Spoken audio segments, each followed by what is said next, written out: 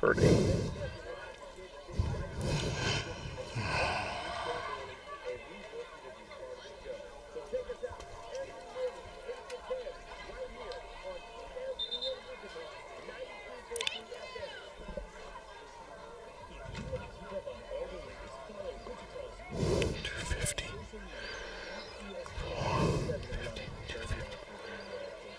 Thank you. Southeast has been outscored 250 to 50. I know. And they won a game. Yeah. Of course, they beat North, so Yeah. North is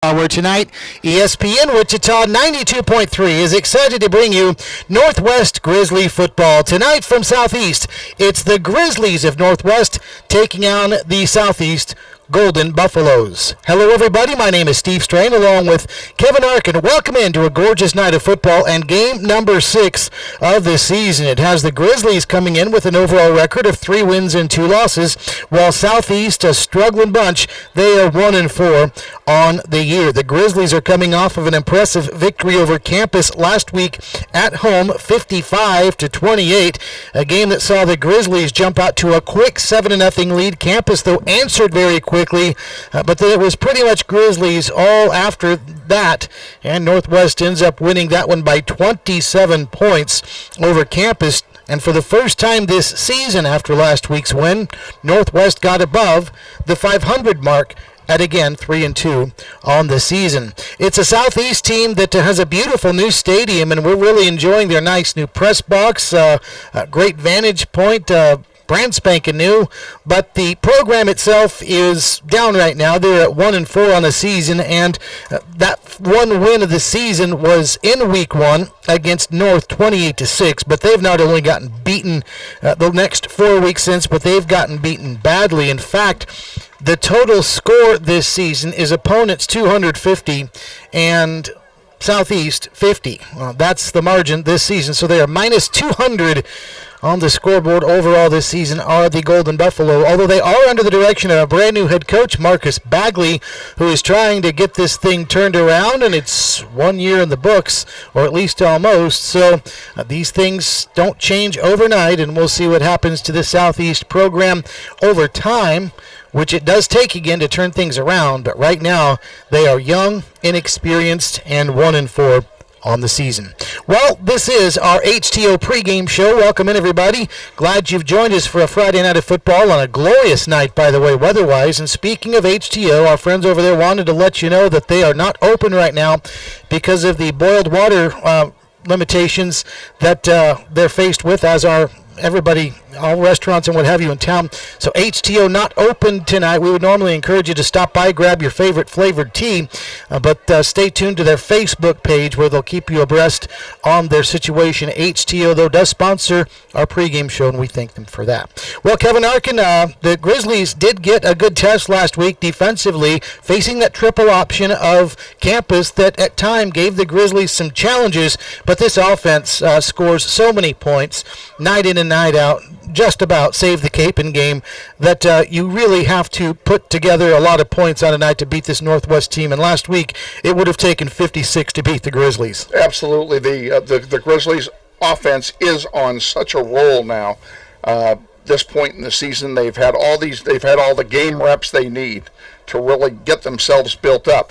Defensively, I guarantee you, they're going to see the triple option again before this year is over, because coaches are going to look at game film and they're going to say, hey, there is a weakness in the defense of Northwest that we can exploit.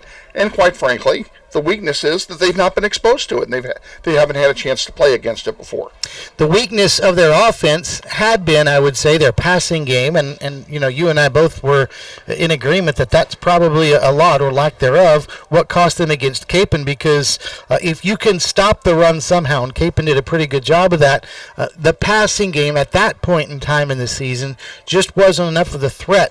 I think we're starting to see the tides turn. Remember the nice deflected pass that was caught by Randall Bell for a touchdown last week? Still a well-thrown ball by Jeremiah Moore. The hook and lateral, beautifully executed play last week. We're starting to see this passing game start to pick up as the season moves on. That's good to see, because this team is going to need that balance moving forward into the postseason. Looks like they're starting to get it now. They're starting to put it all together on both sides of the ball, and head coach Steve Martin is pleased. He keeps saying all the time, we are preparing for November. We're preparing for November, and that's what they want. They want to be playing games in November to get to that state championship game, and it starts 1 week at a time. Jeremiah Moore's passing numbers on the season, 33 of 58, so not a bad percentage there. 421 yards, and I like this, Kevin, 4 touchdowns to just 1 interception. So when he's not completing passes, he's not throwing them to the other team as well. That's exactly right. And, 4 touchdown passes over 5 games is not a lot. But when you consider the running attack of this offense and the fact that it is a run-dominated offense and the running game is what scores all the points, 4 touchdowns ain't bad. And I want to follow up on something you just talked about with the defense. They're going to see another rushing attack like campus. Well, something else I think the Grizzlies are going to see probably in another few weeks, if not sooner, is a defense as good as Capon's at shutting down the run. Meaning that passing game, again, going to have to get better, but it's moving in the right direction. And they're going to see that in the playoffs, because playoff teams who get deep into the playoffs get there for a reason, and the reason is their defense. So, yes, we need to be prepared for that. All right, the Grizzlies in Southeast, kickoff coming up at the top of the hour. Just 2 games on the docket in the regular season after tonight. We'll be on the road again next week at Carpenter Stadium. The Grizzlies will take on South, and then we'll wrap up the regular season 2 weeks from tonight in what will be a very intriguing matchup with a good Hayes team, another one like campus last week that the Grizzlies, quite frankly, haven't seen a lot of, but it's going to be a pretty good challenge in a couple of weeks with that one. And not to look ahead, it will be a big challenge. And, the fact that we haven't seen them and they're coming to our place, they're going to come primed for an upset. All right, but first things first, Northwest and Southeast, the Grizzlies traveled quite a bit for Northwest for this one, all the way across town. Kickoff at the top of the hour. Let's take a timeout. When we come back, we'll hear some comments from Steve Martin, who talks about last week's win over campus. He'll also preview tonight's game as well with Kevin, so stay tuned for that as Grizzly football and our HTO pregame show continues in a moment. This is Grizzly football, and it's presented by Mel Hambleton Ford.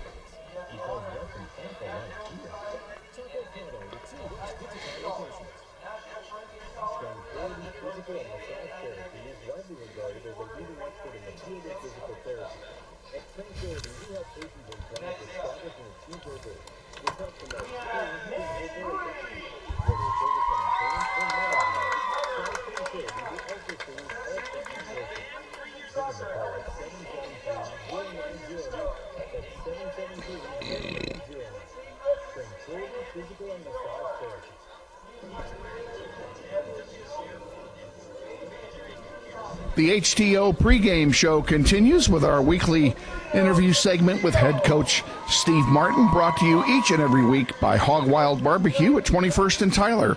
Don't be late. They close at 8.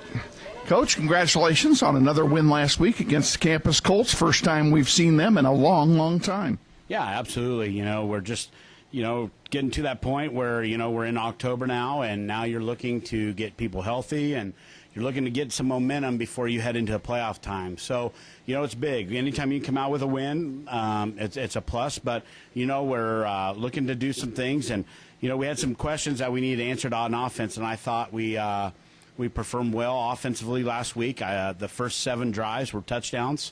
We were 7 for 7 with the group one. And then, we brought in some backups in and kind of sputtered a little bit, which, is going to happen with them not getting a lot of reps. But with our first couple of games this year, them not getting a lot of experience. So, it is what it is on that aspect. And, they gave campus, does a good job. Jamie Cruz is a very good coach. Coach won a couple state titles at Pratt. So, he knows what he's doing. He knows how to win big football games. And, he did a good job of putting us in some binds with what they're doing with their triple option offense. They put us in some formations that we weren't necessarily ready for, and they found a way to get out loose. And, the defense responded in a way, and then kind of seemed to go to sleep there in late in the third quarter, early fourth quarter, which we weren't very happy about.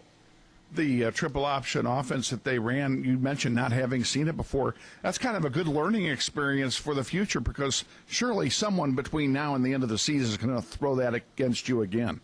Yeah, there's teams out there, we've actually seen it a lot before, with Heights. That was Heights' predominant offense in the past. And, Hutch runs that, and St. Thomas Aquinas would, if we were fortunate enough to see them again in the state title game, St. Thomas Aquinas is a flex bone team. So, what you have to do is you have to be prepared, and you have to be able to play team assignment football. And, there's a couple times we missed a couple tackles, and that's what that offense does is, like ours, it gets athletes in space. And if you don't make the tackle, tackle, it's like gangbusters. I mean, it just breaks open, the levee breaks open, and the floodgates open. And if you can't make that tackle in one-on-one space, you got to do that. And that's a credit to our guys. We had some backups there in the secondary. Dontrell Harris was out, but for us, it's never going to be that. That's never going to be a crutch or an excuse for us, because it's the next guy in. You have to go out there and perform when it's your time. And you can do things in practice until the cows come home, but unless they're actually getting game experience, the backups, the second line players, just aren't getting the same experience, the same learning curve that the first line players are getting. Yeah, absolutely, because it's game speed. Friday night speed is different than Monday night speed at JV games or freshman games. There's such a significant difference. And so, you saw some wide-eyed guys in there, second-teamers getting that. But, that's the thing about us this year. We've had a lot of people that have had to step up with the injury bug that we've had this year. So, all that experience that those guys are accumulating will only help us out in the future years here. We're going to Southeast. We're going to play in their stadium for the first time ever since they've rebuilt it and made it into a full-fledged football facility. And I know you're kind of looking forward to that. Something different to see, for a different look, if you will, for this team to play in. Yeah, for us, it's really about ourselves. Our big goal this next couple of weeks is to focus on ourselves, and we're getting back to full strength tonight, and so we want to start putting all the pieces together and say, okay, this is what we do really well. This is who we are as an identity on an offense and defensive scale. So for us, I don't care who we're playing, where we're playing. It's about us, and that is kind of the theme of the week coming up, is that we got to prepare. We got to fix ourselves, and so we'll go play wherever. But yes, it'll be very cool to go open up at that stadium. Like you said, we've never played there, and they got a brand new staff there who's trying to do some good things. But right now, year one, I remember myself in year one, and I've talked to Coach Bagwell a couple times, and there's they got their work cut out for them. What are you looking for from the Southeast squad this week? Well, you're always going to get speed. They're trying to establish an identity. And so they're going to try to spread us out and use their athletes, because they've never had a shortage of athletes over there. And so I imagine their offense will look very similar to ours. Trying to get guys in space and do that. But for us, if we take care of our things and take care of the little stuff, we should be okay. Best of luck to you against the Buffaloes at Southeast. We'll look forward to a visit next Friday. Sounds good. Head coach Steve Martin on our weekly interview segment, brought to you each and every week by Hog Wild Barbecue, 21st and Tyler. Don't be late. They close at 8. We're going to take a 2-minute break, and then we'll be back with more of the HTO pregame show. This is Grizzly Football, presented by Mel Hambelton Ford.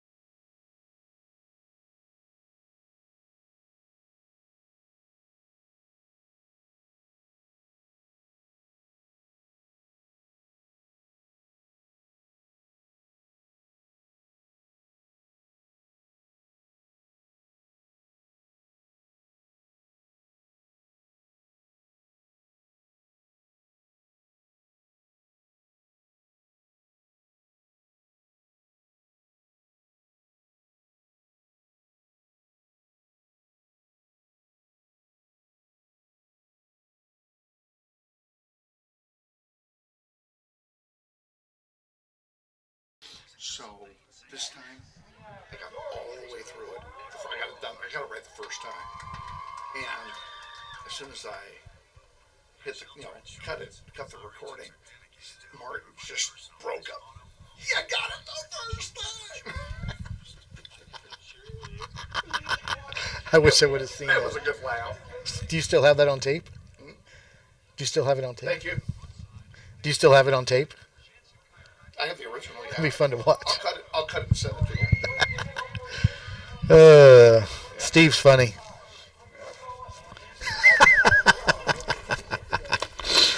Ooh, good times, good times. Yeah.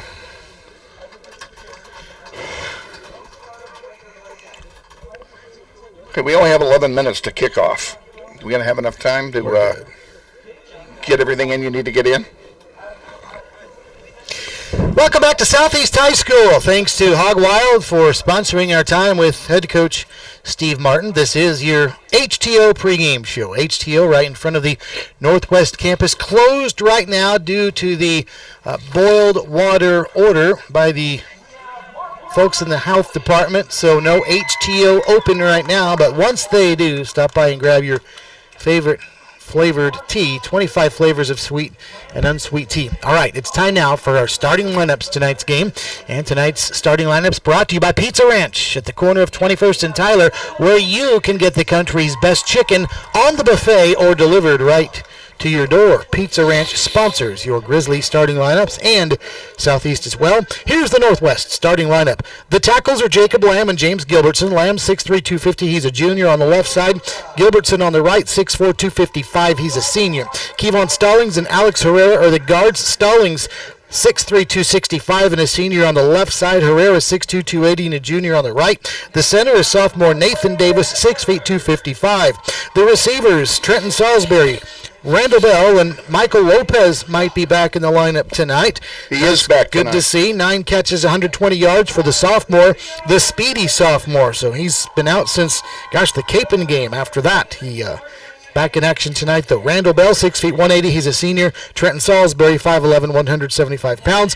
The running backs, you'll see both of them. A steady dose of L.J. Phillips, who is the junior, 5'8", 200 pounds, and Sincere Thompson, the sophomore.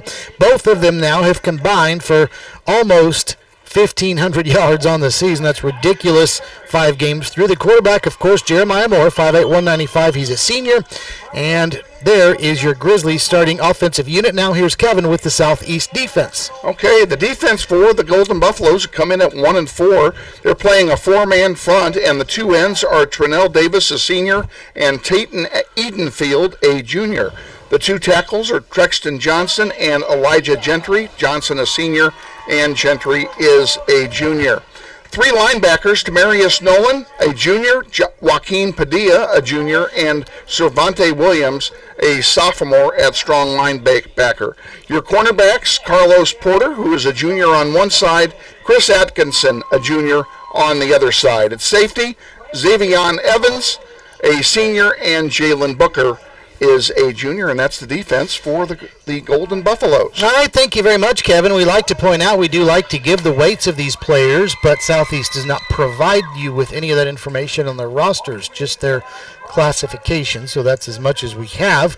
In the meantime, here is your Grizzly starting defense. Of course, the Grizzlies go with a 3-man front. Nate Carter and Caden Ross are the ends. Carter 6'2", 245 and a senior. Ross 6 feet 220. He's a junior. Trey Birch is the nose tackle, 6 feet 260. He is a sophomore. The linebackers, Jacob King had a tremendous week last week. He's 5'10", 175 and a sophomore. Jerome Reagan on the strong side, 5'11", 220 and a senior. Darius Diaz in the middle, 5'11", 190 pounds. He is a senior, and Zach Morford putting together a tremendous season. Tops on the team in tackles with 34. He's 5'10", 190, and a senior. The cornerbacks, Jeremiah Harris is a sophomore on the left side. Dontrell Harris, a junior, on the other. Ben Heidebrecht, who had that pick 6 for just under 100 yards last week.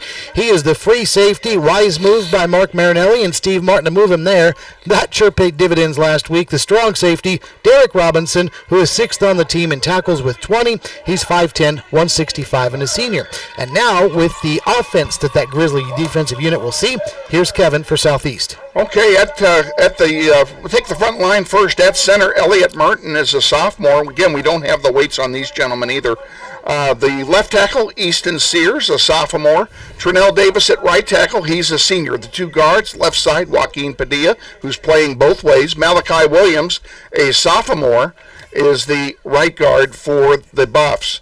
At quarterback, Elijah Henson, and the running backs, Jordan Purdue, a sophomore, and Kanye Brown, a junior. The receiving corps, got some experience there at receiver, all juniors but one. Tayton Edenfield, Kanye Brown, both juniors. Marquand Cully is a senior, and Tylen Smith is a junior, and that rounds out the offense for the Buffaloes. All right, thank you very much, Kevin. Once again, our thanks to Pizza Ranch for sponsoring your starting lineups at the corner of 21st and Tyler, where you can get the country's best chicken on the buffet or delivered to your door.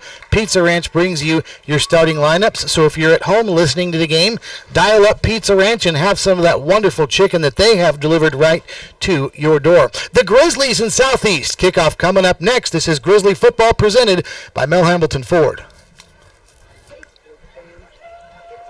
The kickoff is going to be delayed. Neither team is out there yet. They just finished the senior night ceremony.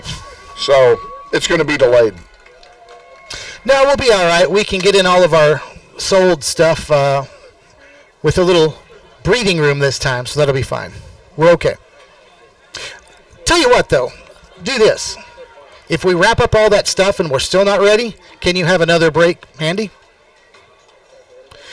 If we get all that stuff in and it looks like we still have some time, can you just have another impromptu break ready then?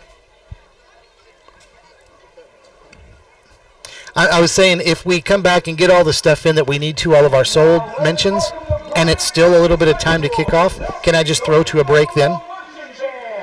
Okay, let's plan on that. We'll kind of play it by ear. Thank you, sir. Thank you. I got it. No wind. Huh? No wind. There's no wind at all. It says 3 miles an hour, but I'm thinking you got to be about 50 feet in the air at least to feel it. There's nothing. Is there a flag here? I didn't see a flag. There's no flags on the uprights here. Or an American flag. Oh. I mean. No, there's no American. There's not even a flag pole. No, there's not. What's up with that? I don't know. I guess they didn't bother to put one in. Unless it's outside our line of sight.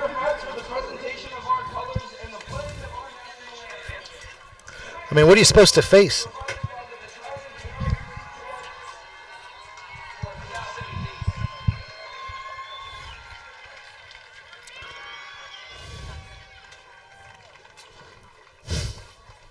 Who does that? Somebody messed up. Okay, here we go. Welcome back to Southeast High School. Grizzlies have made their way onto the field. It is senior night here at Southeast tonight, so they've had some festivities going on out here on the field. And I think we might be about to take the national anthem, have it played. The honor guard is here. So tell you what, let's go ahead and throw to another commercial timeout because we don't want to interrupt the anthem. This is Grizzly football, sponsored by Mel Hambleton Ford. They're about to kick Shane out.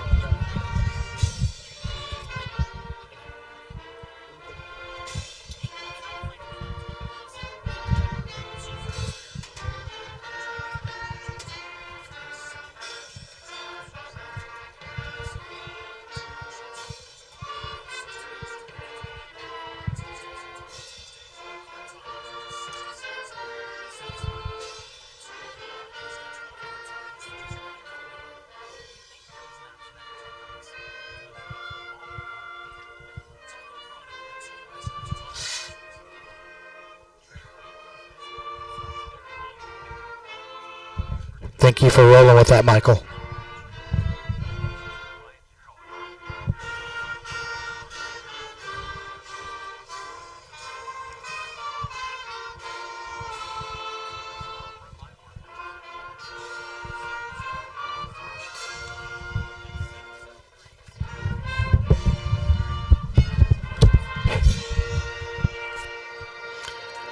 Sounds like a plan, sir.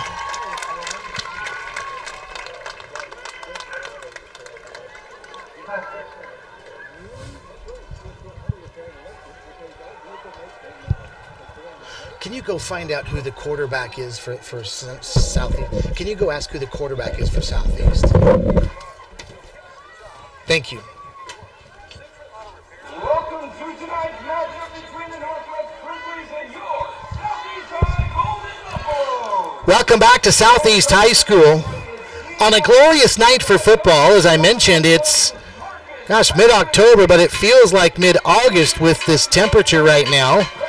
In fact, as if you check out the temperature, it says 81 degrees and virtually no wind at all. The live temperature says there's a 3-mile-an-hour wind out of the north, but I'm telling you, you cannot notice really any wind at all. So 81 degrees with virtually no wind here tonight. It's a beautiful night for football at Southeast High School. Your game time temperature is brought to you by Joachim Family and Cosmetic Dentistry, where they do implants and they treat patients of all ages. Joachim Family and Cosmetic Dentistry is located at the corner of Central and Woodchuck. Well, we're moments away from the coin toss. The Grizzly captains are out near the 50-yard line waiting to make their way to midfield, but Southeast's Buffaloes have just entered the field and run through the banner in some very bright uniforms.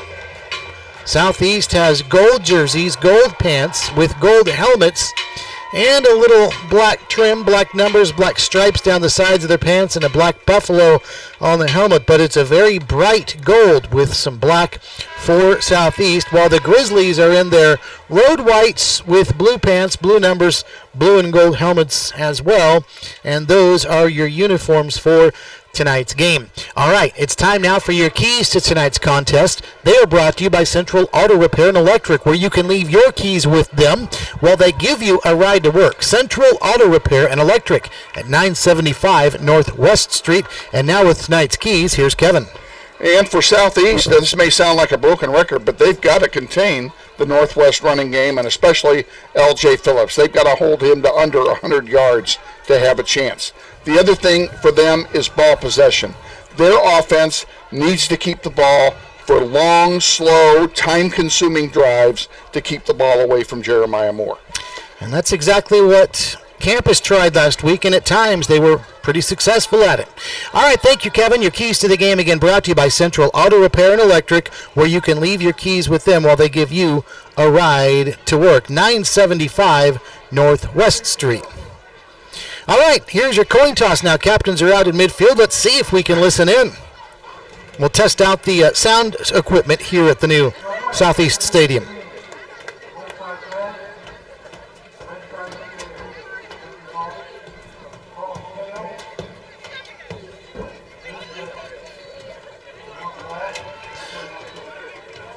All right, Northwest called tails, and they won the toss. And I believe, Kevin, we heard the Grizzlies say they want the football. And so, indeed,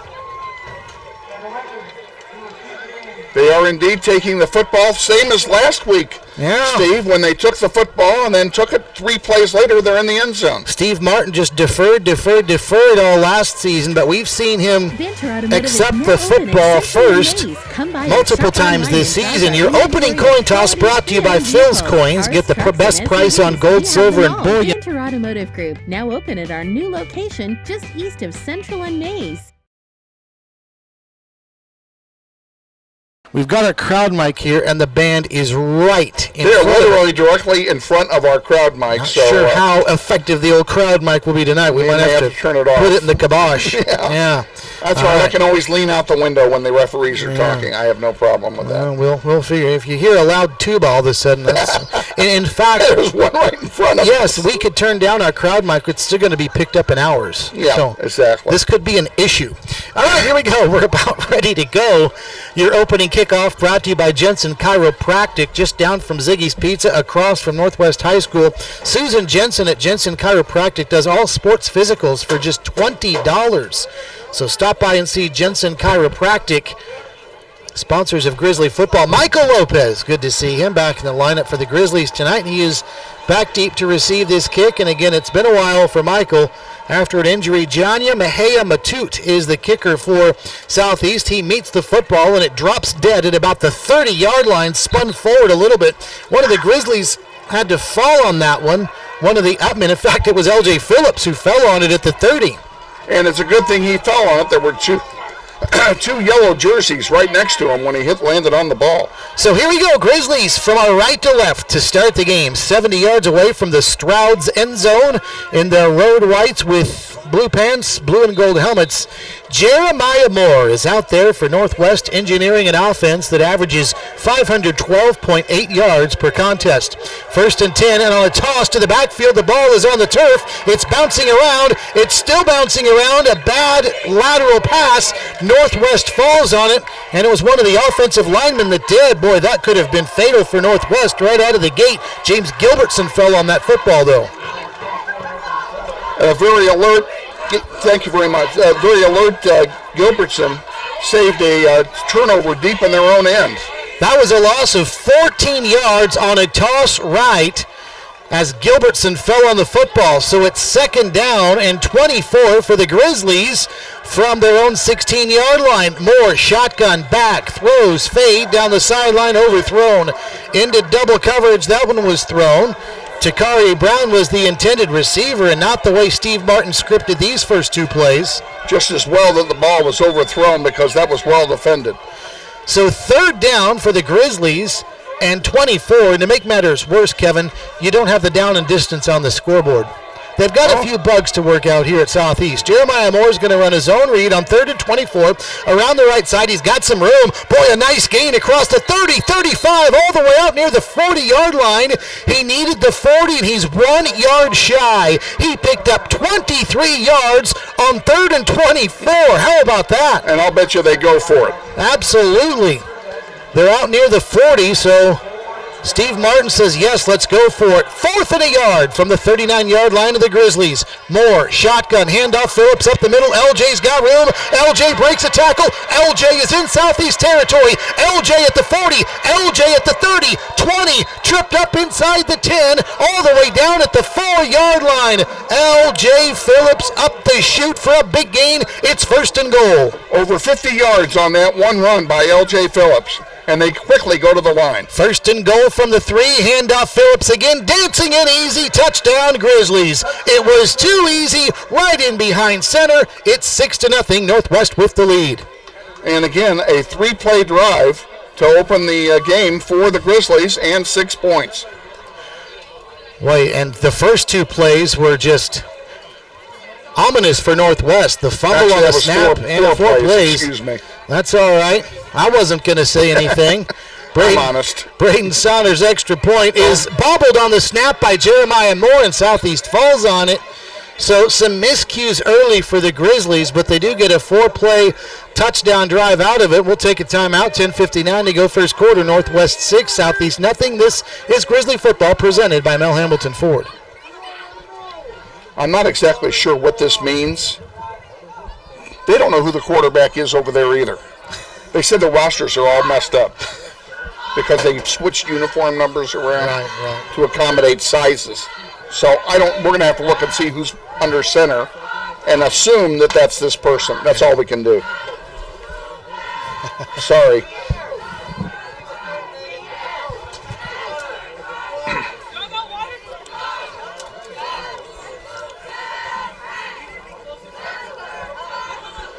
Well, a 4-play drive for the Grizzlies that started off with a loss of 14 yards on a bad lateral pass from Jeremiah Moore to L.J. Phillips, and then an incomplete pass. On 3rd and 24, the Grizzlies gained 23, went for it on 4th down, converted, and then next play after that, they're in the end zone. It'll be Braden Sauter kicking it off for Northwest, and one of the upmen for Southeast falls on it at the 19-yard line. Grizzlies trying to master again that short kick and hope for a tricky bounce and a recovery.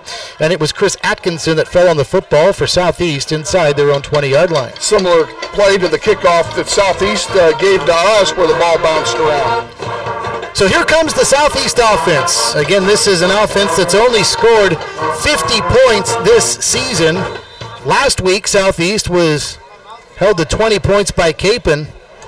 That was actually a season high, but they've been shut out once. They've had 2 other games where they only scored 6 points. Their quarterback, we believe, is Elijah Henson. There's a lot of miscommunication about numbers and names for the Southeast team, but Henson is the information we got, and he wears number 12. He's going to hand it off. Coming right is going to be Kanye Brown, a junior running back, and just like last week, look who's there on the stop, Jacob King, and that's going to be a short gain at second down. So second down, and let's say they'll say that Brown didn't. Well, they're marking a penalty off here.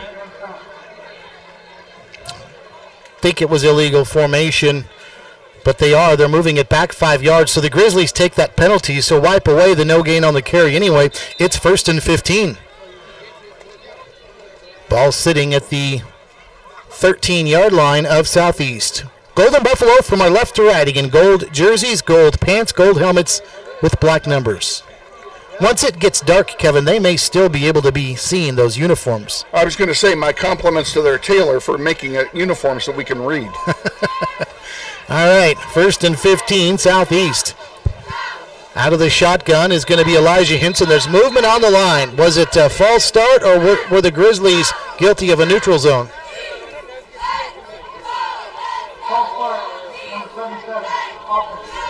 That's going to be Joaquin Padilla, left guard, a junior, guilty of the false start. So, well, you thought the Grizzlies' start was bad, Kevin, and it was, but here are 2 penalties for Southeast, and they're 1st and 20 all of a sudden. Both teams really off to a rough start here tonight. Again, bear with us, the down and distance not working on the scoreboard, so we are just winging it here.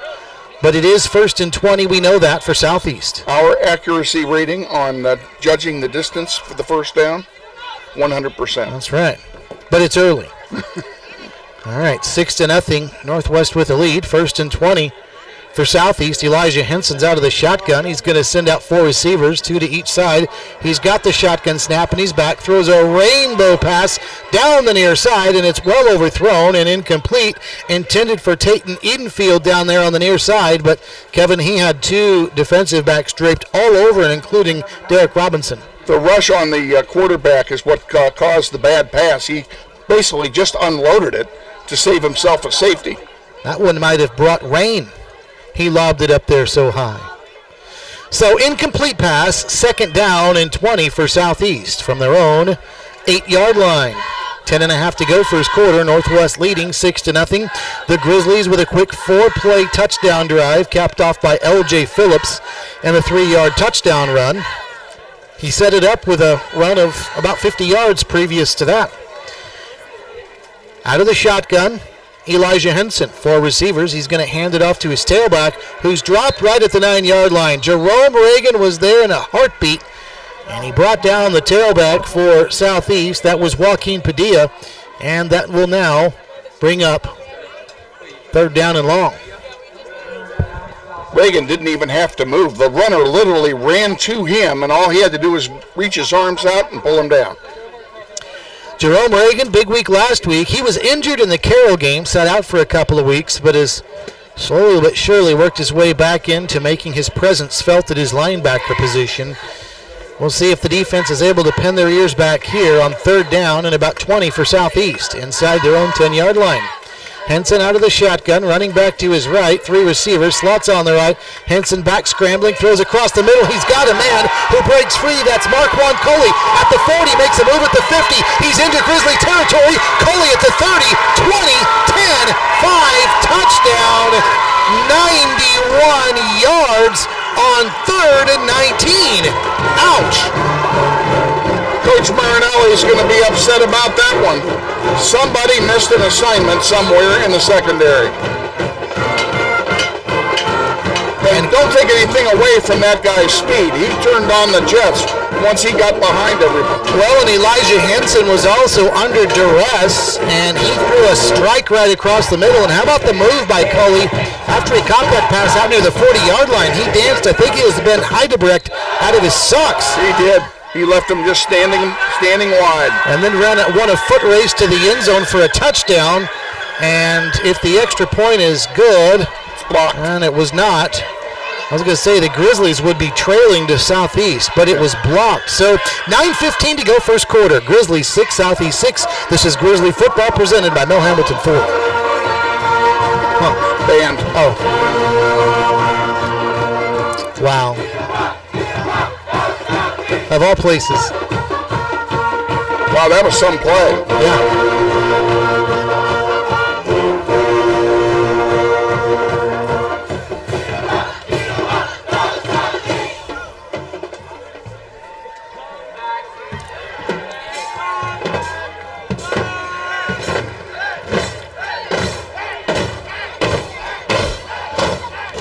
Well, just like last week, the Grizzlies draw first blood, but the opponent answers. It really didn't faze the Grizzlies last week as they knocked off campus in a rout 55-28. We'll see how they respond here with Michael Lopez back deep to retrieve this short kickoff that's going to be caught by Lopez at the 16-yard line, and he is right up the middle with a burst of speed across the 30, 35, and he's going to be brought down right at about the 40-yard line. 24-yard return, and Nick De La Rosa in on the stop. So the Grizzlies with it tied at 6, 60 yards away from the Stroud's end zone, moving from our right to left. Well, they've got good field position. Now they need to generate the offense the way they're capable of generating it. An offense that has 428 yards on the ground this season. Average. That's a whopping total. Jeremiah Moore out of the shotgun. He's got L.J. Phillips to his left and Sincere Thompson behind him to his right. And this will be the sophomore Thompson with the handoff. He's up the middle. He's through 50, 45, 40. Thompson is off to the races at the 30. Finally dragged down inside the 25-yard line. Move the chains. There's a Grizzly first down. Finally brought down by Cervante Williams. Williams did a good job to catch up to that play, and up the middle, then took it to the outside. 1st and 10. Now Jeremiah Moore, zone read. He's going to keep it 15-10. Dancing at the 5. He's in, tiptoeing to the end zone. Touchdown Grizzlies. And we have laundry on the field. It's in the backfield where you would normally see a hold. So hold everything before we But those chalk it up. flags came in very late, Steve, long after the runner had crossed the goal line. Now the referee is talking about it with the officials who threw the flags. There are 2 of them around the 20 and 25-yard line.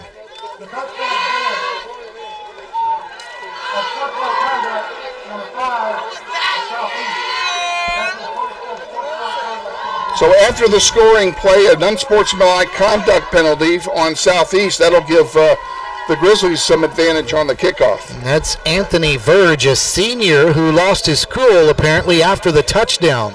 And it looks like the Grizzlies are going to go for 2. Trying to redeem themselves for that botched extra point on their first touchdown. 8:03 to go, first quarter, 12-6 Grizzlies, and now they're going to go for 2 to try to get it to 14. Moore out of the shotgun, hands it off, and this is Thompson hit hard in the backfield, and he will not get there. He's wrestled down right at about the 5-yard line. Good pursuit by the Southeast Buffalo defense. Banter Automotive is now open at Central and Mays. Come by or shop online and browse our inventory of quality pre-owned vehicles, cars, trucks, and SUVs. We have them all. Banter Automotive Group, now open at our new location just east of Central and Mays.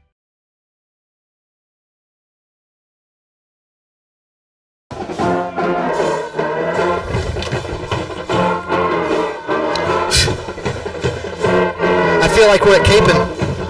It was 2 years ago. Yeah, 2 years ago. Jeez.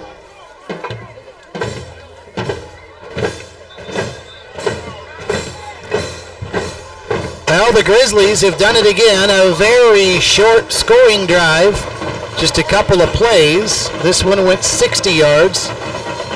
On the first drive, it was L.J. Phillips, and this time it was Sincere Thompson with the big run, setting up a short one by Jeremiah Moore. The Grizzlies, Kevin, after the personal fouls, are going to kick this off at the 45-yard line of Southeast. And this would be a great time for a squib kick. Bounce it around out there, maybe get down there and cover it. You're not going to lose much field position.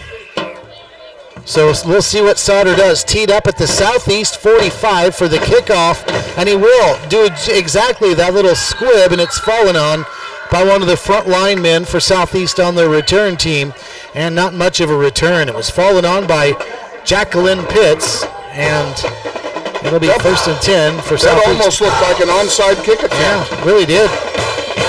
I wonder if it was, and it just wasn't executed well. But you're right, Kevin. I mean, that's about where these short kickoffs would land anyway for the Grizzlies, where they like for them to. Yeah, that was a good time to try that. At the 34-yard line of Southeast, 1st and 10, 8:01 to go first quarter.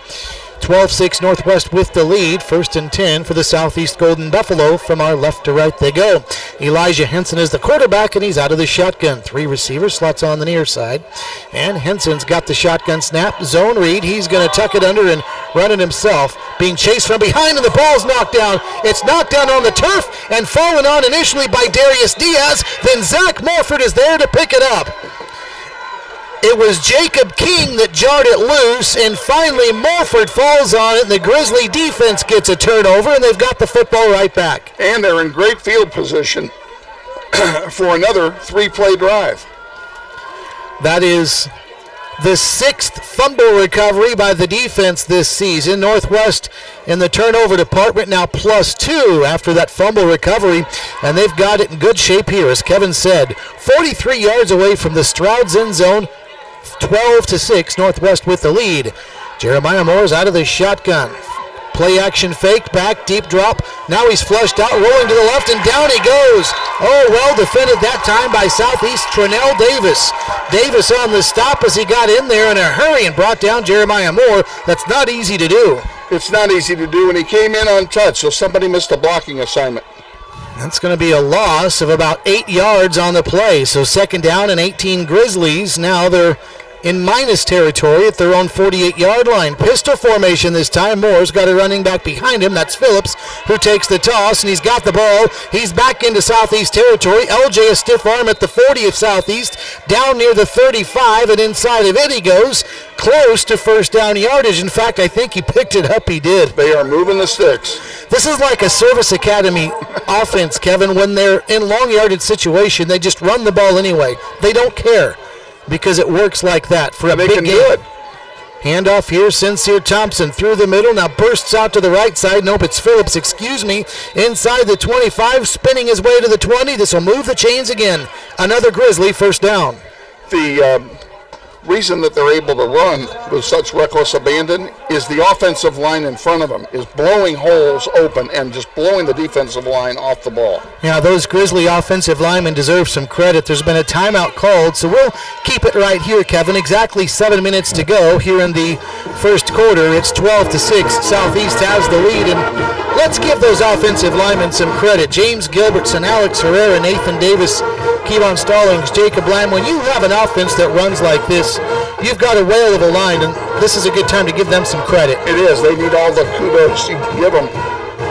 We can't run the ball unless there's a hole made. The runners cannot make the holes. They can only fill the holes. Those guys don't get enough credit. And how about up front, Nathan Davis, a sophomore, anchoring that offensive line for Northwest as well. That's good. Good news for the Grizzlies. It means they have him for 2 more years.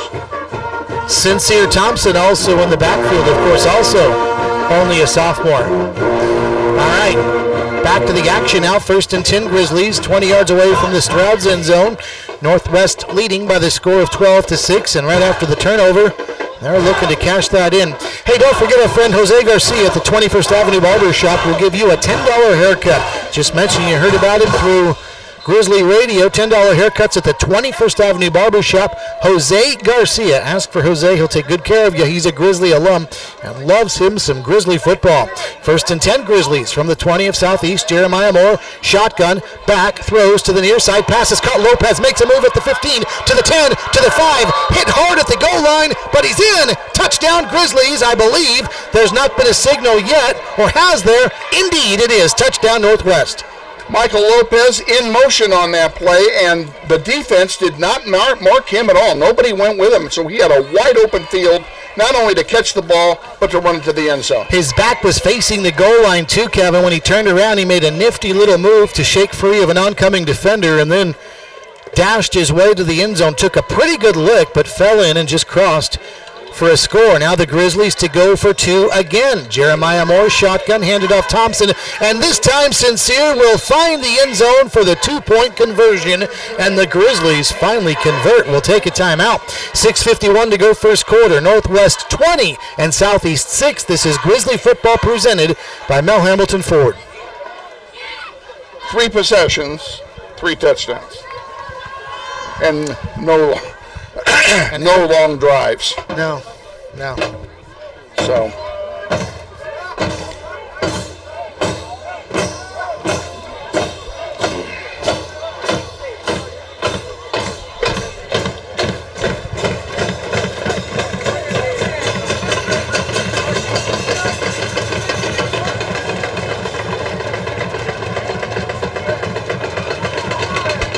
Tylen Smith and Marquand Cully back deep for Southeast as their kickoff return unit already back for the 4th time tonight as the Grizzlies keeping them busy. 3rd time, as the Grizzlies have scored 3 touchdowns.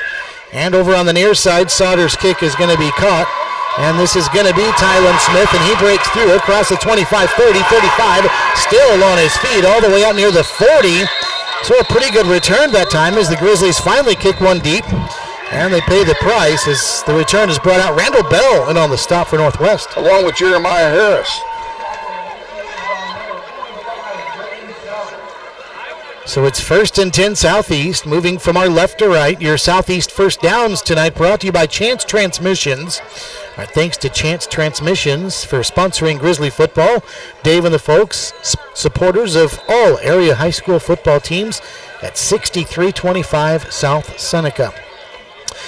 Southeast has yet to convert on a first down tonight because they've got a touchdown on their only 3rd down play and their only long drive of the night. The other one ended in a fumble. It's 1st and 10 here, and the quarterback for Southeast is Elijah Henson. He'll drop back and throw a little screen that hits the turf, intended for Edenfield. It's incomplete. Ball was thrown low, but very catchable. And if Edenfield had caught the ball, he probably would have gotten the first down. Actually, I think he did catch it, Kevin, with his knee on the ground because the clock is running. So he must have caught it with his knee on the turf. Didn't look like it. Unless the Southeast clock operator. It didn't look like operator. that to me, but you're right. The clock is running. Unless the Southeast clock operator wants to get the heck out of here early. Maybe he's got a dinner engagement. Got a hot date tonight. 2nd and 10 Southeast from our left to right. Shotgun snap, and the flag is thrown at the start of this ball and start of the snap, and that looks like a false start against Southeast. I was talking with head coach Marcus Bagley earlier this week, Kevin, and he said that this rebuilding thing, it does not happen overnight. It's going to take some time. It will. It's going to,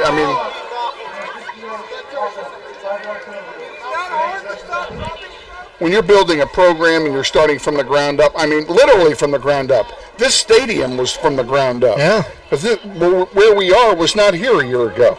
They start 4 sophomores on offense. So they're going to have some growing pains, and you're seeing some of that early with a lot of penalties. But you can also see some of the talent this team has as well. 2nd and 15 for Southeast. Out of the shotgun is Henson. He's got 4 receivers, 3 of them out to the far side. Henson is back, throws down the near side, has a man there. Pass is going to be caught. What a catch. All the way down near the Grizzly 30-yard line. A beautiful catch by Marquand Cully in a first down. Jeremiah Harris was on the coverage, but Jeremiah wasn't looking at the ball. If he had reached up, he could have blocked it away. And Coley is the one that caught the touchdown pass for 91 yards. So he's already got over 100 yards, well over 100 yards in receiving tonight. That was a big gainer as well. That was a big gainer. 1st and 10, that first down for Southeast brought to you by Chance Transmissions. 5:49 to go, first quarter, Grizzlies up 20-6, but Southeast 1st and 10 from the Grizzly 26-yard line. Shotgun snap is going to be back to Henson. He's being chased in the backfield, and down he goes. Zach Morford got in there yesterday, I think, and throws him down for a big loss. 13-yard loss, if I counted it right real quick, and yeah, Morford was there when the ball got to him. Zach could have almost intercepted the snap had he been in the middle of the scrum. He came from the outside, of course, at his linebacker position. But how about that play? A loss of 9 yards. They gave him forward progress more than I would have. Zach Morford, 34 tackles coming into the game, tops on the team. He's got a fumble recovery already to his credit, and a sack there. 3rd down and 19 for Southeast. Second and 19. Empty backfield. They'll send out 5 receivers, 3 of them to the near side, and a flag again, and I think this is a delay of game. Indeed it is. Well, actually, Southeast got the timeout in just in the nick of time, so the delay of game penalty is voided. Yeah, the back judge threw the flag, but somebody else said they got the timeout first, so we'll keep it right here. 4:55 to go, first quarter, 20-6. Northwest with the lead. Yeah, Northwest has scored 20, giving up a couple of big plays, though, and it's not been, by any stretch, a perfect first half for the Grizzlies. It's not been pretty in the first quarter on defense. Well, and they failed on the extra point attempt, and then they went for 2 the next time and didn't get that either. And this is kind of reminiscent defensively of the 3rd quarter against Campus, when Campus all of a sudden got their momentum going and was able to put some points on the board, and we were kind of befuddled for a while. The Heights game comes to mind. This Grizzly team, again, a young defense, trying to grow as the season goes on, but they've still got a lot of growing up to do, and the hourglass is dwindling. Kevin, we're nearing playoff time. We only have 2 more games after tonight. You're right. Can't make a lot of these kinds of mistakes moving too much more farther forward. In the playoffs, these kind of mistakes are what send you home for the season. Here it's 2nd down and 19 for Southeast.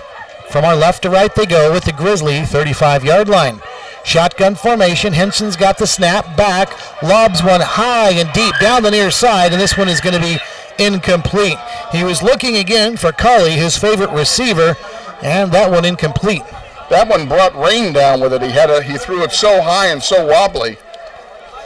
Just about all of his passes seem to. You know, Northwest is going to figure out that when he throws the ball like that, it's catchable. Very catchable. It's very catchable.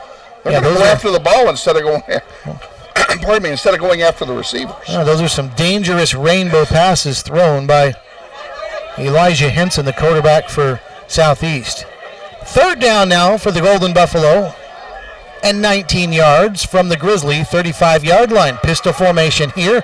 Henson is going to drop back. Now he's flushed out, and now he's just thrown down to the turf and thrown down hard, and that'll be another sack.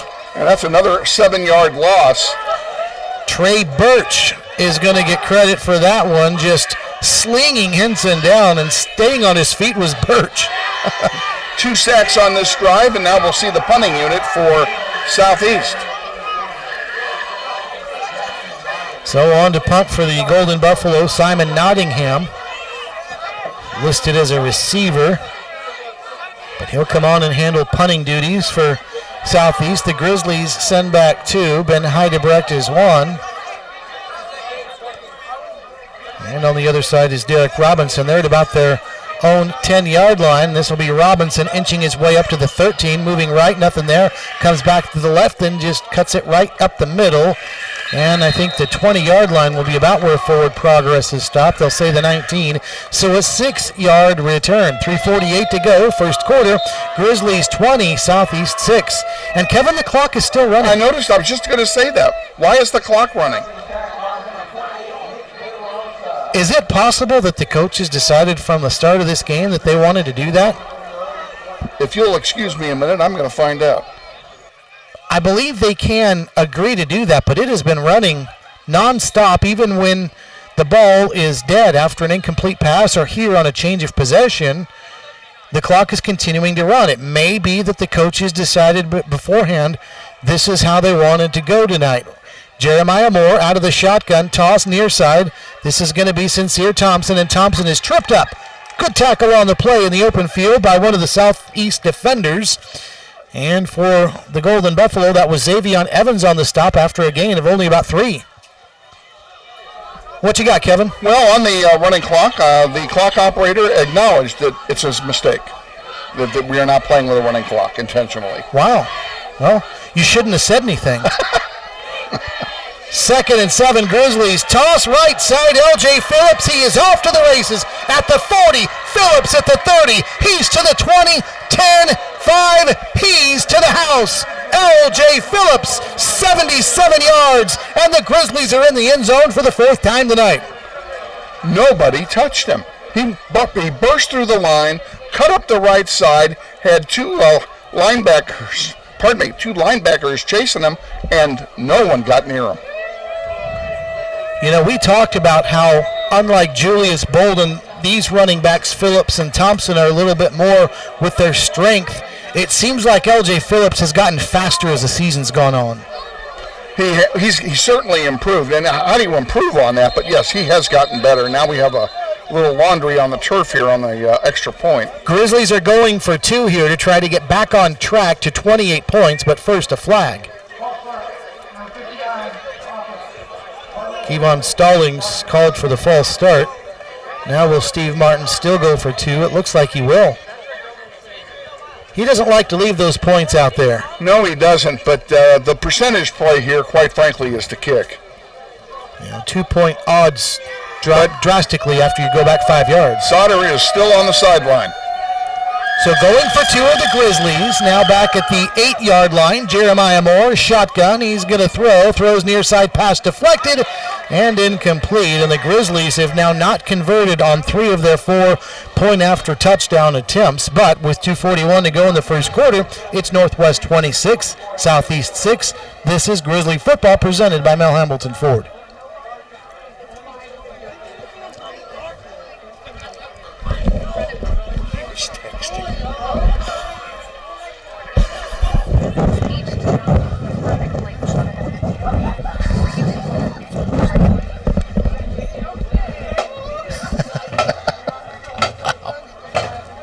We should tell on him. We've said all we need to say on that subject.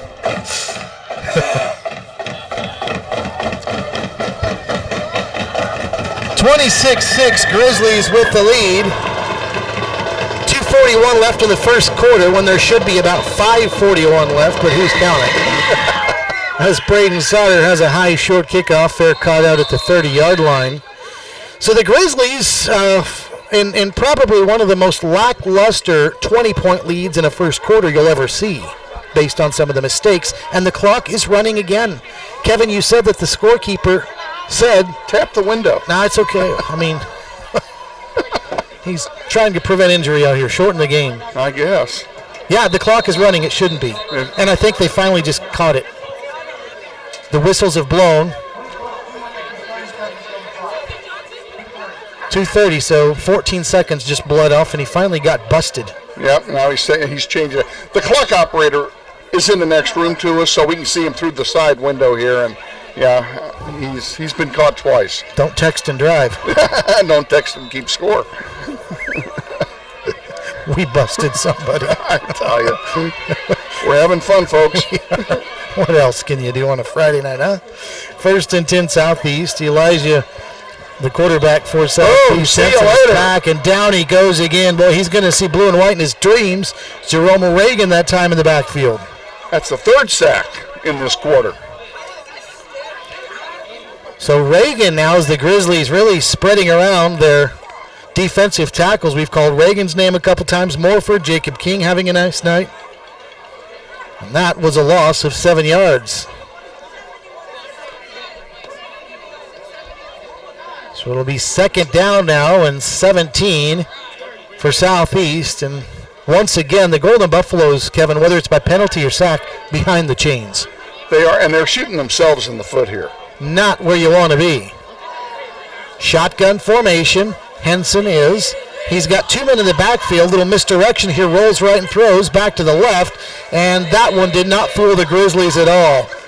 And that might have been Reagan again. Nope. It was on the other side, Jacob King, who did not get fooled on that misdirection. Nice tackle for a loss again. 3rd and a mile here. There's not a lot of plays in the book for 3rd down and 28 or whatever it is. Yeah. When you're this deep in your own territory. Clock at 1:13 and running, but it's supposed to be now. First quarter, Grizzlies 26, Southeast 6. All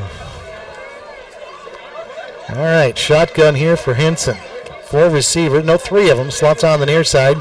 Running back is also behind him, so we'll technically call this the pistol as Henson is back. There's that rainbow pass right down the middle of the field. He lobs it, and it is intercepted. Derek Robinson came down with it. We knew it was inevitable, Kevin. Throwing that air ball the way that he does, the Grizzlies were going to have time to get under it, and Robinson did. And you know, Coach Mirabelle, he said, play the ball. Get under that thing. When Robinson, he had nobody near him in a yellow jersey. He was playing the ball all the way. It was like a Willie Mays type catch, too. Robinson's back was to the line of scrimmage. He juggled it and caught it as he was falling to his knees. Yeah, and I apologize to Coach Marinelli for calling him the catcher of the Shockers. I don't know what I was doing.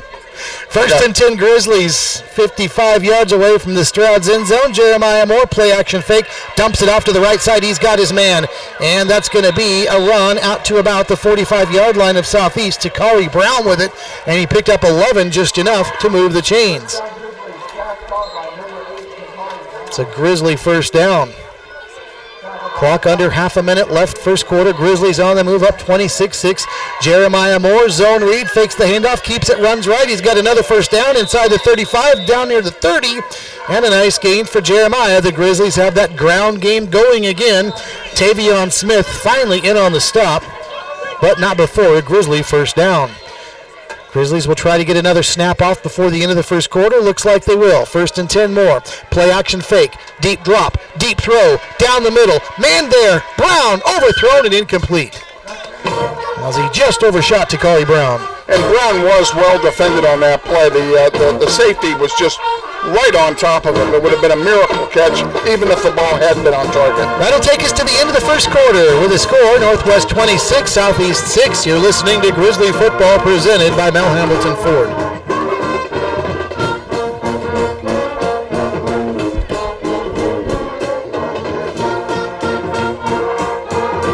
If I get a chance, I would like to put that in proper perspective. What's that? The guy's a volunteer. Oh. You know, he's a volunteer too. And he's obviously inexperienced. You know, we were picking on him. And that's what I thought maybe putting it in perspective would be a good thing. Ready for quarter number 2. Teams flip ends now. Southeast will move from a right to left, south to north on a gorgeous night for football in Wichita. No wind, 80 degrees. You couldn't ask for anything better in mid-October. Grizzlies start the second quarter. 32 yards away from the Stroud's end zone from our left to right. Jeremiah Moore is going to run the option. He's going to toss it out to the left side with room is Thompson. 20, 15, 10, 5, pushed forward and pushed across the goal line. Touchdown Grizzlies. Sincere Thompson, and the Grizzlies are in the end zone from 32.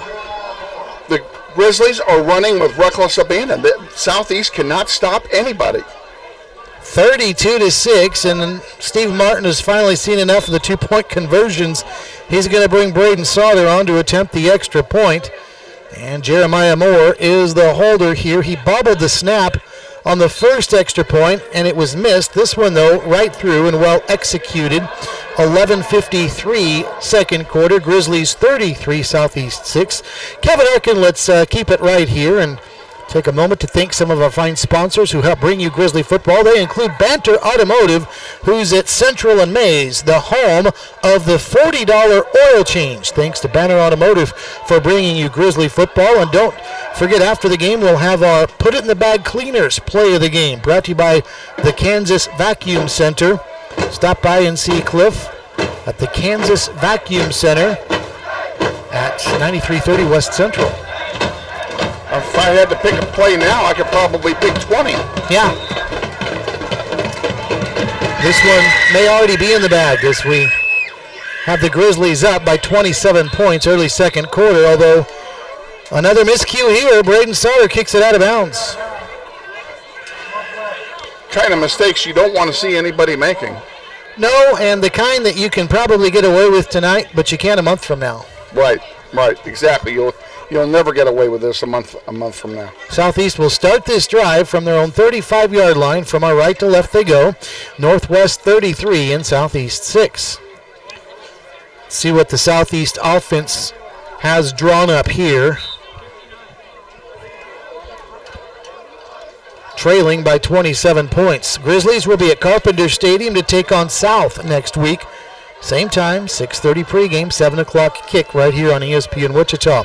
Out of the shotgun, Elijah Henson. He's got a running back behind him, and he's going to hand it off to that tailback who tries to find the edge, and he does. That's Kanye Brown, who's going to finally get dragged down at about the 36-yard line, chased down, I believe, by Jacob King. Then Heidebrecht was there, actually, and that'll bring up second down.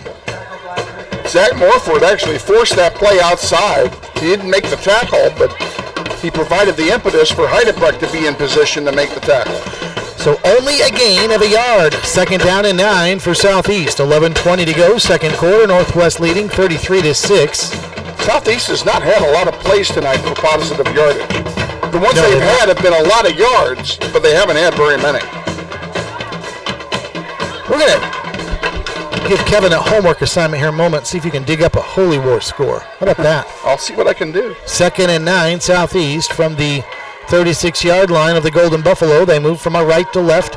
Shotgun for Henson. He's back. Throws right side. Passes behind the intended receiver and incomplete as the receiver ran a deep post and Henson threw it behind him. Tayton Edenfield was the intended receiver on the post, and it was thrown behind him. Ben Heidebrecht was the closest man to it, but he plays for the wrong team for Southeast. So that'll bring up third down and 9. Capon and Bishop Carroll going at it in probably the biggest game in the state tonight in Class 5A. It's got to be. Grizzlies have done a great job of putting pressure on Southeast. Third down and long here. You would think that Mark Marinelli will be bringing the house again, as they've done a very good job of getting penetration on Elijah Henson in the backfield. On third and 9 here, he's got the shotgun snap, but first a flag is thrown. And another near delay of game, but Southeast calls the timeout. And that's their last timeout of the half. They've burned their timeouts for things they shouldn't be calling timeout for. That time barely, again, avoiding a delay of game.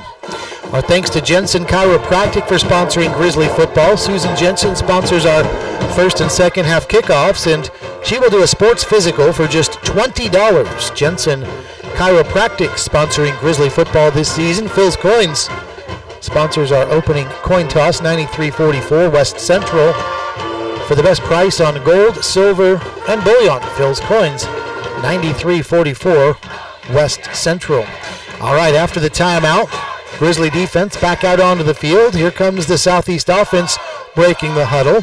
Scrimmaging from their own 36-yard line. Third down and 9. See if the Southeast offensive line can avoid the heat. Their quarterback, Elijah Henson's been scrambling all night long. He's got the shotgun snap on third down and 9, and a flag comes flying in and a false start. Well, you hate to see that after a timeout, but this will move them back 5 yards. Didn't give the number, the referee didn't, on who was guilty of it, but now it's 3rd and 14. Well, you know, one thing is probably coming up for sure, and that's another lobbed pass down the middle of the field, because that's what Henson does. And finally, the Grizzlies were able to pick that off on the last offensive series for Southeast. We'll see if Henson lobs one up again, if the Grizzlies can pick it off again. 10:49 to go, second quarter. Northwest 33, Southeast 6. Elijah Henson's out of the shotgun. He'll send out 4 receivers. 3 of them to the far side as Southeast scrimmages from our right to left. Henson moves his running back to his left. Now he's got the shotgun snap. He instead is going to throw a little swing pass out to the far side. That's going to be caught by Coley, but he's got nowhere to go. Steps forward for maybe a couple of yards, but they needed 14, and they pick up about 3. And it'll be 4th down and long, and the punting unit comes on for Southeast. So the Grizzly defense does the job, and they're about to get the football back. On to punt for Southeast is Simon Nottingham, standing about his own 18-yard line. Line of scrimmage is the 32. Ben Heidebrecht back deep for Northwest along with Derek Robinson. This one will bounce in front of Robinson, and he will let it get by him. Takes a good Southeast bounce and is dropped at the 28-yard line. 40-yard punt, no return. 10:02 to go. Second quarter, Northwest 33 and Southeast 6. Clock operator seems to be on it now as the clock is not running. Any luck there, sir? I'm still looking. Trying to find their live feed. We'll get that as soon as we can. First and 10 Grizzlies. 72 yards away from the Stroud's end zone. Jeremiah Moore out of the shotgun, throws a little swing pass out to the far side, and this one's going to work across the 40. Out near the 45 goes the receiver. That's Takari Brown for a nice play and a Grizzly first down. So just a little swing pass, but Brown did the rest. Davian Evans finally chased him out of bounds, but not before. First down for the Grizzlies. Moore is going to hand it off around the left side, and this is going to be Sincere Thompson breaking tackles at the 40, Thompson at the 30, to the 20, a foot race at the 10, and he won it. Touchdown Grizzlies. There is a flag all the way back at the 46-yard line of Northwest, and then another one inside the 40, so two flags.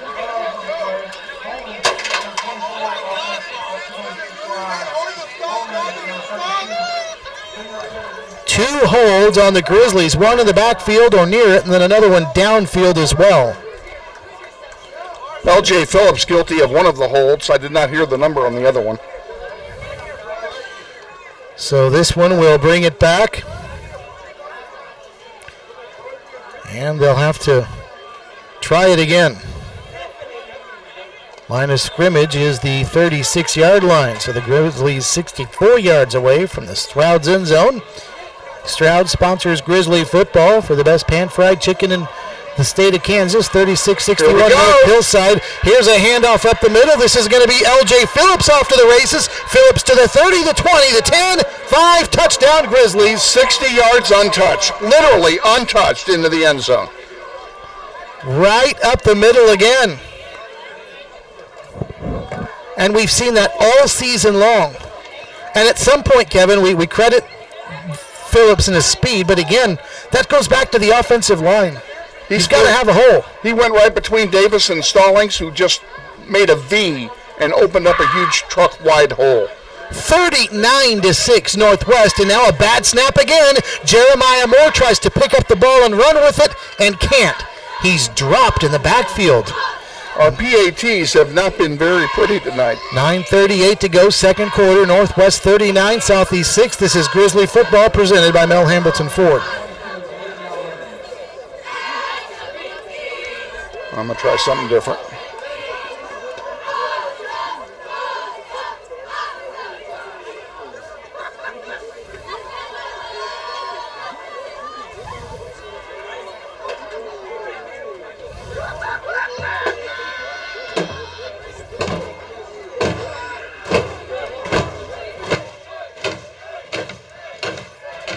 What is your score?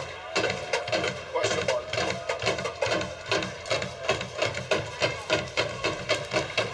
Well, the Grizzlies tack on more, but cannot get 7 hardly at all tonight. They've only done it one time because of failed PATs. It is 39-6 Northwest with the lead. Sauter's kickoff is going to be high and short, and this is going to be returned pretty well out near midfield. All the way out across the 40s, Tylen Smith, and a late flag comes in, so hold everything. First quarter score, it is Capon 7, Bishop Carroll nothing. Ooh. All right, let's check out the marker now and see if this one's coming back. Capon.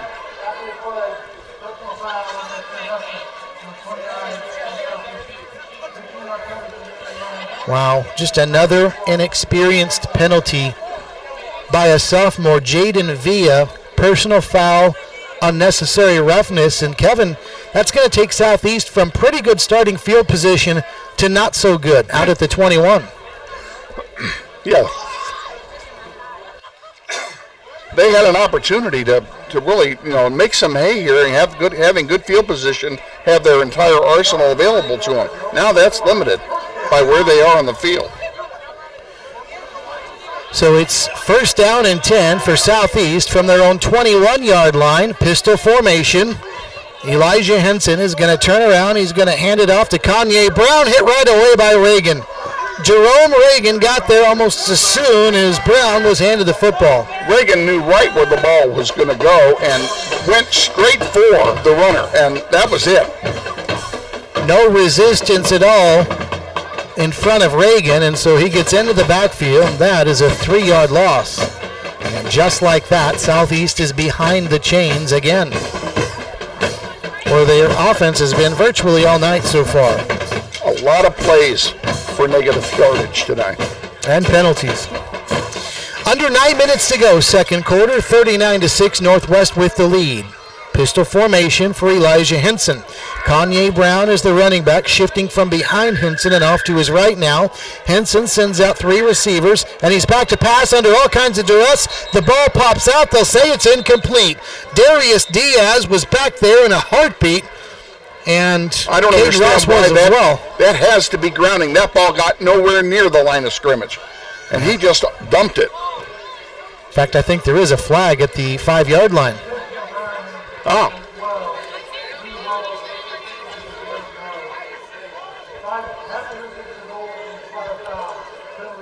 And so I was right. they lose the yardage and the play. Boy, but Diaz and Ross, just like Reagan on the play before, Kevin, back there in no time. They were there in a real hurry and just all over the passer. So it's third down and 28 for Southeast, all the way back at their own 4-yard line. They need to get to the 32. We'll call it 27. They need the 31 upon closer examination. So third and 27. And a tight formation here for Southeast. They're going to put a few extra blockers in the backfield for Henson. Now he's going to hand it off to Kanye Brown. Brown around the left edge. He's got the 10, the 15. Then Diaz makes him pay with a hard hit out at about the 15-yard line. And Kanye Brown picks up 11, but that will bring up third and very long. It'll be fourth and very long, or is it third? That's right, it's fourth. You're right. That's what I thought. Beg your pardon. But they lost that down on the penalty. And the punting unit is coming on, obviously, for Southeast. Grizzlies will very likely have very good starting field position here as their 2 return men, Robinson and Heidebrecht, are both flanked right around the 50-yard line. And here comes the punt. It's away, end-over-end kick, and it's going to be Robinson at the 46, but he muffed it, and the ball is kicked. It's on the turf, rolling around, and Southeast is recovered. Fall on the ball. He tried to pick it up and run with it. He muffed it, tried to pick it up and run with it, and as he bent down to pick it up, he kicked it with his left foot. You got to just fall on the ball. There's a flag down on the near side. Looks like a sideline warning against Southeast, though, so this will not result in any yardage. Yeah, just a warning. Clock at 8:23, second quarter. Northwest 39, Southeast 6. Your Northwest key to the game. Number 1 key. What does that say right there? Ball security. We haven't had much of it in this half. And Southeast is going to go again with that bunch look. They've got 3 men in the backfield and no receivers. And their quarterback, Elijah Henson, is going to run a handoff now on some misdirection. Kanye Brown dragged down from behind Reagan again. Yep, Reagan was right there. Jerome Reagan is a 220-pound senior that's been a real force to be reckoned with when healthy this season. Only a gain of a yard there. He's been one of my 2 favorite players on defense this year. He's just been outstanding. He's going to be playing on Saturdays next year. I'm sure of that. Second down and 9 for Southeast. Ball at their own 36-yard line. Out of the shotgun is Elijah Henson. Now some of those men in the backfield split up and they go out to receiver positions, and this is going to be a busted play. Henson was trying to hand it off, and nobody was there, and he's going to go down in the backfield, finally finished off several yards behind the line of scrimmage by Caden Ross. But you could see that busted play from the beginning. That play had no chance. He turned to his right, thinking Conray Brown was going to be there. And he wasn't. And you know where Kanye was? To his west. To his left. So somebody missed an assignment there somewhere. You missed it. I say Kanye was to his west. Oh, you're right, I did miss that. Yeah. Which he was. If he was closest to us. Tell your friends, folks, Steve's here all week. Yes. Be sure and tip your bartenders. Yeah, exactly. But not the clock operator. 3rd down and 13 for Southeast from their own 31-yard line. And are you kidding me? Pre-snap flag again. False start on Southeast. A lot of penalties, and this is from inexperience. Yeah. These are young players on the Southeast squad. They're inexperienced, and it's part of the growing pains of building a program. Well, you always try to find the silver lining, Kevin, and I think for us right now, in a game that's not been real pretty, the band has left this area. Yes, the band has gone down to perform at halftime, so for the next 6 minutes of clock time, we'll have some quiet up here. Or at least no music. Grizzly defense trying to make some noise here. They've got a great chance. 3rd and 19 Southeast from their own 26-yard line. Henson back, quick drop, throws a little side armor a la Patrick Mahomes. I think he hit him too soon. Yeah, Flags come in. He had too much mustard on that, and it's incomplete. You're right, Kevin. A flag did come in, though, so hold everything. It's in the area of holding. Yep, roughing the pay. They hit the passer and drove him into the turf. Well, that will not make Mark Marinelli, Steve Martin happy. No, the Grizzlies were about to get the football back on a punt. Instead, this will keep the drive alive. That's a Chance Transmissions, Southeast first down. Chance Transmissions, 63-25, South Seneca, sponsoring Grizzly football the rest of the way. We're glad to have Dave and the folks at Chance Transmissions in, sponsoring Grizzly football. 41-yard line it is. 1st and 10 for Southeast. From our right to left, it's their own 41. Southeast trailing, though, 39-6. Elijah Henson, pistol formation, 3 receivers, and Henson's back under pressure, throws another sidearm pass, incomplete, intended for Edenfield out on the near side in the flats. It's 2nd down. And Edenfield heard the thunder of feet of Ben Heidebrecht and Reagan as well, bearing down on him, so... Now this Grizzly defense is dialing up a lot of pressure on Elijah Henson tonight. Thanks to Hog Wild Pit Barbecue, who sponsors your Grizzly halftime show this season. Stay tuned for that, where we will hear from our friend Lisa Hambleton at Bell Hambleton Ford. She is really exciting about one of the new vehicles that you can get your hands on eventually, and we'll have details on that coming up during our Hog Wild Pit Barbecue halftime show. 2nd and 10, Henson back under pressure, throwing on the run and nearly threw it into the hands of Ben Heidebrecht. Heidebrecht caught that about ankle high, then dropped it. He made a diving attempt at the catch, and he was playing the ball again. Another rainbow pass, and the safeties are playing the ball. They're not playing the runners. One that when Southeast coaches go back and look at that on film with Henson will say you should have never thrown that ball, at least not where you did. Throw it out of bounds, but don't give somebody a chance to catch it. Or at worst, take the sack. Yeah. Clock at 6:19, 2nd quarter. Grizzlies leading 39-6. Here it's Southeast. 3rd down and 10 from their own 41-yard line. Lots of shifting around to the receivers. Elijah Henson, the quarterback, out of the pistol, has 4 receivers, 2 to each side. And a running back behind him. He's back to pass, throws that lob pass down the middle of the field, and it's nearly intercepted again. And that was Derek Robinson that nearly had his 2nd interception of the night, but he couldn't hang on. Another play where the safety made the dive and just couldn't hang on to the ball. Robinson was the closest man to that football. Tatum Edenfield, again, was the intended receiver, but it's 4th down, and Southeast will punt. Clock at 6:13, 2nd quarter, 39-6. Northwest with the lead, and the Grizzlies have Heidebrecht back again, along with Derek Robinson, who's had a busy night returning punts although he muffed the last one for a turnover.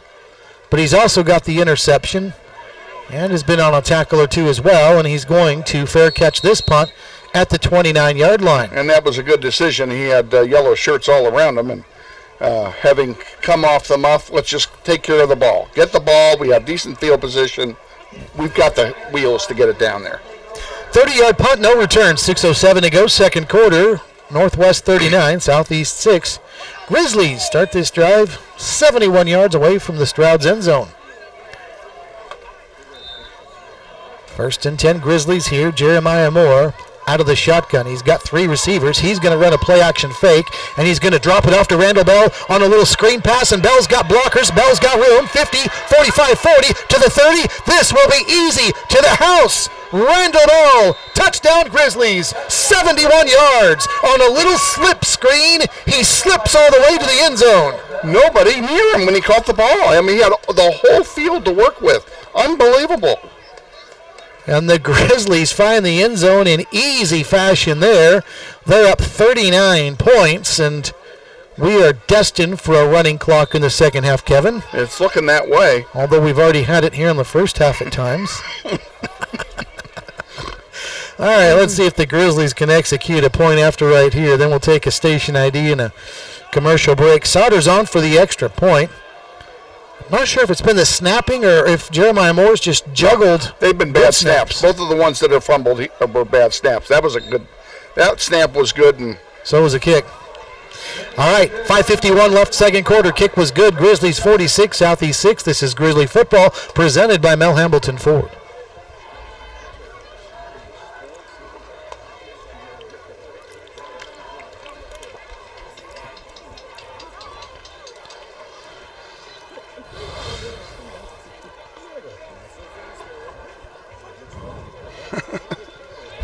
What? The running clock thing got me.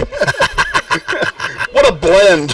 Yes. You blend the role with the operator. I mean, this is great. So you got to have fun. Yeah.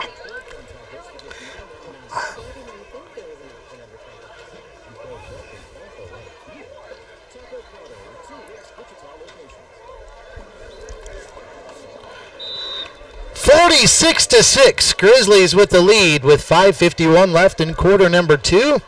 As Northwest is cruising towards a 4-2 record on the season. Braden Sauter's going to kick this one off short to one of the up men who catches it at around the 20-yard line, and that is Marquand Cully, who's got the big touchdown reception for Southeast, and another big gainer after that, this time on special teams. Returns one about 8 yards out to the 28 before Shimon Whitaker is there on the stop. So it'll be first and 10 Southeast. From our right to left go the Golden Buffaloes. Southeast scored a touchdown, Kevin, on their first drive of the game, and they have not been heard from since. Kind of a repeat of last week. Campus did the same thing, although they did get things cranked up later on in the game. They did. But they are making Southeast entirely too many mistakes tonight. Pre-snap penalties, some breakdown and pass protection. See what they can get going here. Looks like they've got a new quarterback in. They do. This is Tavion Smith, the backup quarterback who drops back, throws one out to the near side, and the pass is going to be incomplete. Boy, a hard hit right there is going to knock the receiver down. Wasn't a bad play. Simon Nottingham caught it, but Derek Robinson laid the leather on him, Kevin. Just drilled him as soon as he caught the ball, and he was slow getting up. He's still hobbling around back there, and I'll bet you he comes out. Yes, he is indeed coming out. He's kind of a little woozy, and they'll ask him what day it is, and hopefully he won't say Tuesday. Now, there's a discussion. There's a little confusion here, Kevin, because the officials, I think, are saying complete or incomplete. The down marker says it was a gain of 3, but the clock has stopped. He had possession when he hit the ground. The ground can't cause a fumble. So it must have been a completed pass, but the clock's not running for some reason. Well, now there it goes.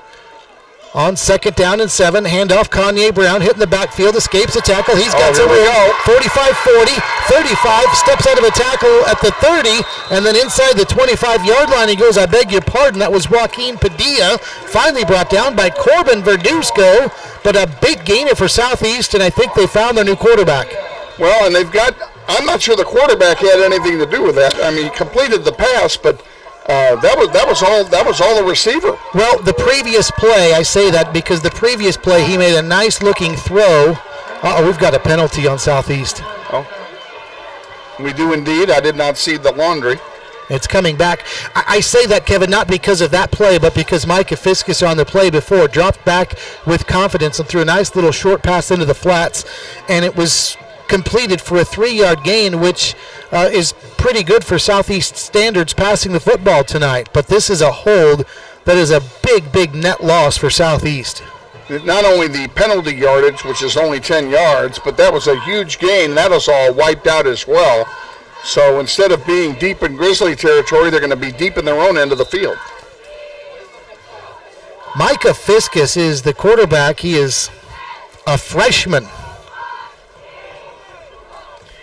So it's now 2nd down and 15, and this is going to be a handoff, and the running back coming right, and he is stacked up and dropped for a loss. Grizzlies everywhere that time. 4 of them. Yeah. I mean, take your pick. Romello Golston was one of the first ones I saw, but he got some help as well. That's exactly who I saw hit him first. That's back at the 20-yard line now. Padilla was the one on the carry. But it's now 3rd down and about 19 for Southeast. Clock is at 4:44, second quarter. Northwest 46, Southeast 6. I'm going to make a prediction here. The Grizzlies are going to score 2 more times before the half. Okay, I'll hold you to your prediction. 3rd down, 19. Shotgun formation here for Fiskus. Running back behind him. He's going to drop back, looking, now scrambling. Now he's going to run. He's going to run into trouble, and after a few got a hold of him, Darius Diaz was there to finish him off. Tavion Smith, I beg your pardon. Tavion Smith is the quarterback there. Senior on the carry, and he was just brought down after a very short gain. It's 4th down. You look at this freshman quarterback, Fiskus, and compare him to the rest of the team. He's one of the biggest guys out there. Now, they don't give us the weights, so I don't know that. But, yeah, I mean, just looking at his stature, he's a big boy. So, Southeast will punt now. Heidebrecht and Derek Robinson back at about their own 43-yard line. So, Kevin, the Grizzlies will have good field position again for this drive. In all likelihood. Should, yeah. Northwest has all 3 of their timeouts left. And notice Southeast has taken their time here. They understand the same thing that I was thinking. Now we got flags. Well, delay of game. They took a delay of game when the line of scrimmage was only at about their own 21-yard line. That was just a mental error. I thought they were trying to just work some clock and then punt it away with 1 second left on the play clock. They did everything except punt it away with 1 second on the clock. All right, so Heidebrecht and Robinson move up to about the 50-yard line now as the punt is away by Nottingham, and it's a very short kick, and it takes a Grizzly bounce on top of that. Now it goes a little laterally to the 36-yard line. Grizzlies are going to have some fantastic field position here. Plenty of time on the clock with 3:22 to go. That was only about a 20-yard punt. So here comes the Grizzly offense now, 3:22 to go. Second quarter, Grizzlies up by 40, 46-6. And could be just a couple of L.J. Phillips carries away from the end zone again, the way this thing is gone tonight. 3 receivers for Jeremiah Moore. Phillips is in the backfield. Moore is back, rolling to the left. He'll throw out to the far side. He's got Lopez. Lopez at the 30, 25, moves inside of the 20, to the 15, inside the 10, knocked down at about the 7-yard line. Will they try the swing pass instead, but it works for a big gainer. It's 1st and goal. And everybody on the defense thought the play was going to be to the near side, and all Moore did was turn around and throw it to the far side. That's the wonder of L.J. Phillips. He gets defenders to him even when he doesn't have the football in his hands. 1st and goal, Grizzlies from the 7. Toss Phillips left side at the 5 to the goal line very easily. Touchdown, Grizzlies. L.J. Phillips carries the defender with him. Touchdown, Northwest. And that drive of 36 yards consumed 2 plays. A lot of short drives tonight for Northwest. And the Grizzlies have 3 timeouts left. Steve Martin, although he does do a good job of taking his foot off the gas in the second half, does not in the second quarter. No, he will not take. He'll keep going until halftime. So at that rate, the Grizzlies might still have 3 more scores left for all we know. Snap is high but brought in by Jeremiah Moore. Sauter's kick is good. Under 3 minutes to go. Second quarter, the new score, Northwest 53, Southeast 6. This is Grizzly football presented by Mel Hambleton Ford. We're running out of stuff to talk about. It's the same thing every drive. It's the same thing. He needs to go tell him to start running the clock again. Yeah, he'll do that after halftime. Yeah.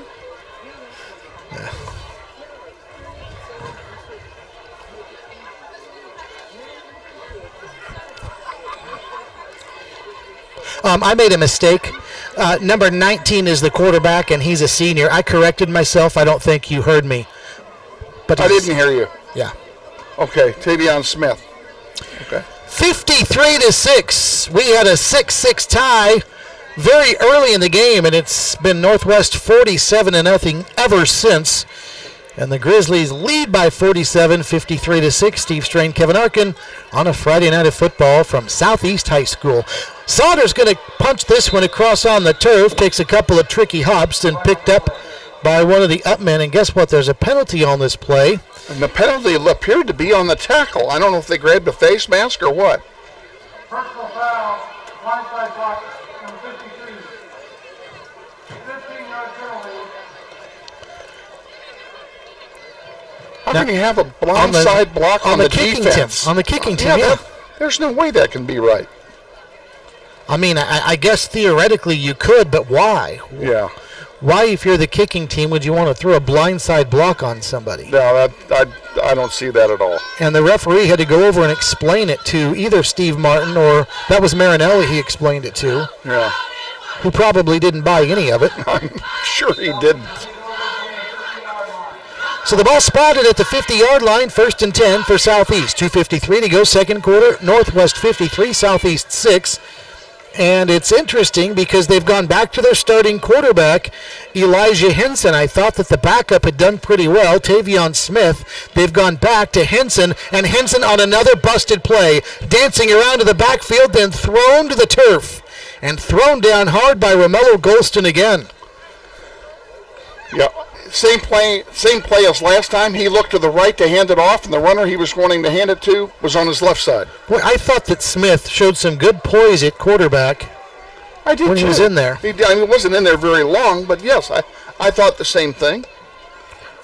And I thought maybe it was his the rest of the way. Obviously, it's not. Southeast still taking their time here. Grizzlies have all of their timeouts if Steve Martin wants. He normally does. Maybe if the clock's still running after this play, he calls the timeout here. Handoff. This is going to be the running back, Padilla, coming left inside the 50, the 45, the 40. Steps out of a tackle. He's still on his feet. He's inside the 20, all the way down to the 15-yard line. Heidebrecht finally brings him down. A big gain, though, for Padilla, and the chains will move for Southeast. And Heidebrecht had to have some help to pull him down. Once he got the Jets going, a big run, and it puts Southeast now in position in the red zone. I think that's the first time in the red zone this game, other than when they scored, and that wasn't a play from the red zone. Joaquin Padilla is listed on the roster as a linebacker, and he is their starting middle linebacker, but apparently can carry the ball pretty well too. Henson, shotgun, dancing around in the backfield, started right, moves left, and there was just nowhere to go again. Trey Birch in on the stop. Dontrell Harris got in there as well, double teaming to get him down. And there's the Steve Martin timeout. And the clock is still running. Oh, I thought Coach Martin called the timeout. Perhaps he didn't. Southeast was heading to the sideline. I thought that was because of a timeout, but Steve Martin has not used his timeout. No, I don't think he did. So the clock is at 1:08 left in the second quarter. Pistol formation here for Henson, running back behind him. And Henson's going to hand it off to Padilla, coming right. Now at the 10-yard line, he'll try to step out of a tackle that he can't. Nicely done in the open field by Jeremiah Harris. And it's third down. Harris made a great open field one-on-one tackle to save not only the first down but a touchdown as well. There is the Grizzly timeout. So Steve Martin has burned his first with 54 seconds left. And if you're thinking instinctively, why did he wait so long? That's 53 seconds is 3 days for this Grizzly offense. It is an eternity. After the play, unsportsmanlike conduct, number 52, Northwest. That penalty after this is for the goal. Zach Morford got an unsportsmanlike. I wonder what he did. Well, and I beg your pardon, that was not a timeout. The clock had stopped and players were mulling around, and I thought Martin had called a timeout, but they stopped it for the penalty. For the penalty, yeah. Wonder what he did. I didn't see it. Now, what could happen here is Southeast could still score, leaving the Grizzlies with ample time for another. Or the defense could step up and make a stop here. This is a good place for it. First and goal for Southeast, and they're going to go with Henson out of the shotgun and 3 backs in the backfield. Henson rolling out to the left, just throws one for desperation into the end zone. It's juggled and incomplete. Heidebrecht had a chance at it, as did Dontrell Harris. They both got their hands on the football, but it bounded around and finally hit the turf. 2 of the interception leaders for Northwest. Harris leads the team with 2. Heidebrecht tied with a couple of others with 1. Heidebrecht's lone interception was returned about 98 yards for a pick 6 last week. Boy, was that fun to watch, too. It was a big 4th down play early in the game, and he got out near midfield and just turned on the afterburners. 14-point play. Clock stops, 48 seconds left second quarter. It's second down and goal, Southeast from the 5-yard line. Out of the shotgun is Elijah Henson. 2 receivers to the near side, 1 to the far side. Henson's going to keep it himself, running inside the 5, then dragged down from behind, and that'll bring up third down and goal. Golston again having a nice night is Romello Golston. Yeah, that's 4th or 5th time you've called his number tonight. Yeah. And he made a nice play nice tackle on the play to make it 3rd and long for the score. I'm surprised Coach Martin is not calling a timeout. I am too. Clock is running at 20 seconds left. On 3rd and goal, snap is low. Henson back, just heaves it into the end zone. This one is intercepted. This one is going to go to the 20, to the 30, to the 40, 50, 40. 1 man to beat at a stiff arm at the 20-yard line, and out of bounds he goes. Wow. What a return on the interception. And the Grizzlies, Dontrell Harris with the interception. And he just danced, down the entire sideline, and how he got caught up with is beyond me. 2 seconds left for the Grizzlies to score here, up 53-6. You know, in order for your prediction to come true, they have to score on this play. No pressure. Unless there's a penalty. Unless there's a penalty. And I almost think they might run it. Might. With 2 seconds left, don't need a score here, but I mean it might be your best chance with these guys back there. You run it. Jeremiah Moore's going to run his zone read keeper at the 10 to the 5 to the end zone. Touchdown Grizzlies. Are you kidding me? There's your second score. There's your run for a touchdown with 2 seconds left. Superior knowledge. 20 yards from the end zone. They run it in on the last play of the half. Wow. That was just amazing what these guys are doing tonight.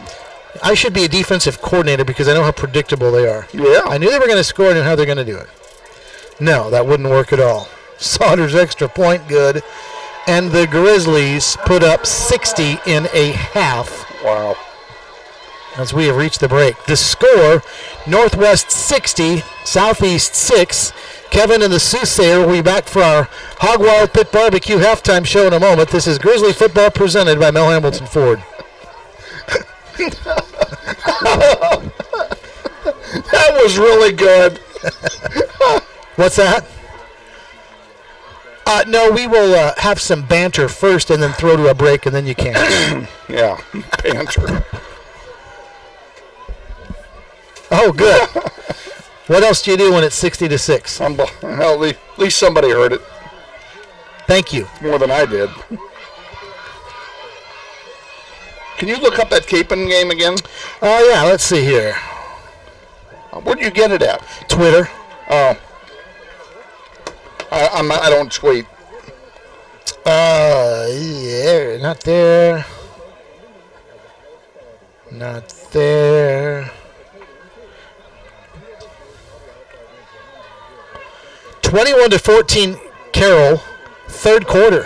Oh. They're already in the third quarter. Wow. Did they start early? No. We started late because of the senior night stuff. Not that late, though, was it? No, but it has to be the beginning.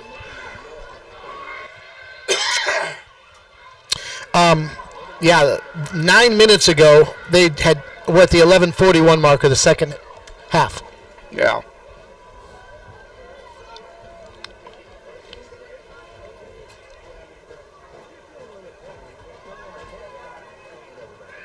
Thank you.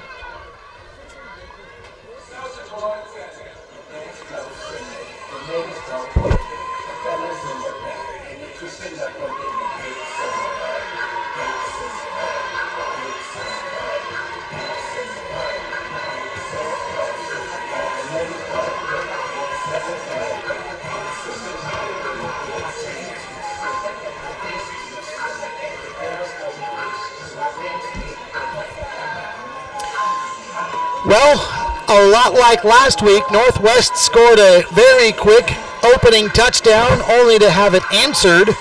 And a lot like last week, the Grizzlies, though, really stepped on it in the rest of the first quarter and on into the second. They've got a big halftime lead.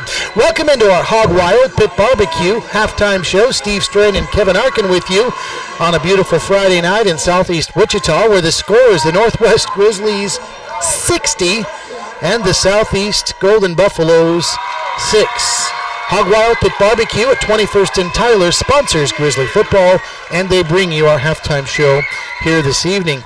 And Kevin, the Grizzlies doing it mostly again on the ground, and what amazes me about this team is not just their quick strikes and their short drives and doing it with their running game, but how easy they make it look with their running game. As you've touched on many times this season, it doesn't look like Jeremiah Moore, Sincere Thompson, Phillips, whoever's got it, many times even get touched on their way to the end zone. They don't get touched. That's what's the amazing thing about it.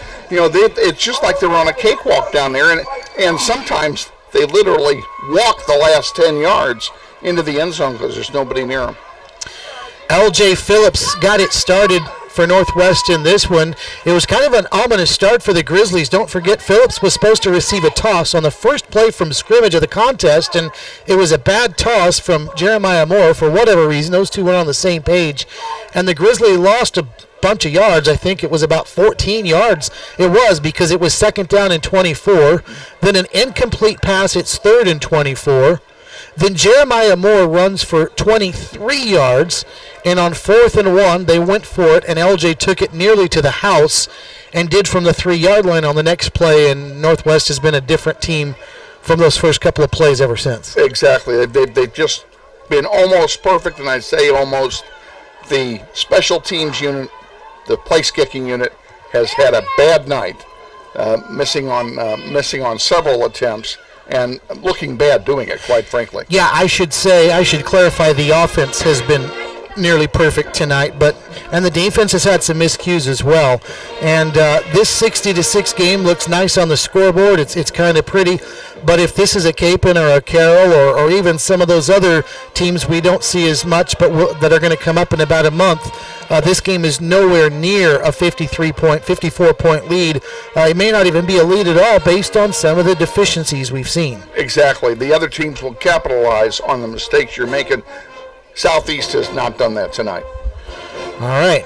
60-6, though, Northwest fully in command. This is a Southeast team that had been outscored coming into the game, 250 against to 50 points scored for.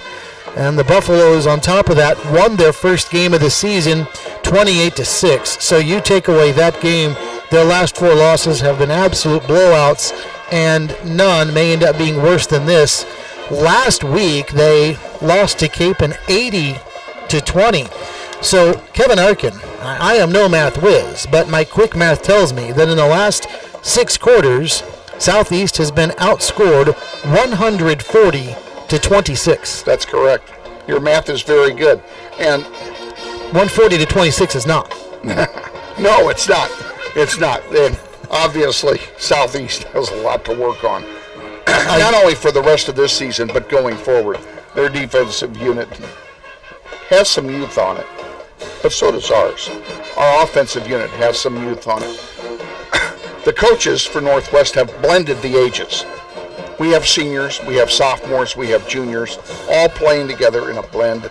And when our graduating class leaves, there'll be another bunch of sophomores come in to join the juniors and and the seniors who are still on the squad from the previous year.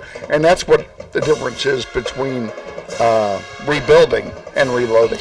And part of that's numbers, and you hear that a lot with these programs in the City League that are trying to get things turned around, like Southeast and South and North. They've got to get their numbers and depth up there, and then you can get some younger guys some experience and hope to build a program.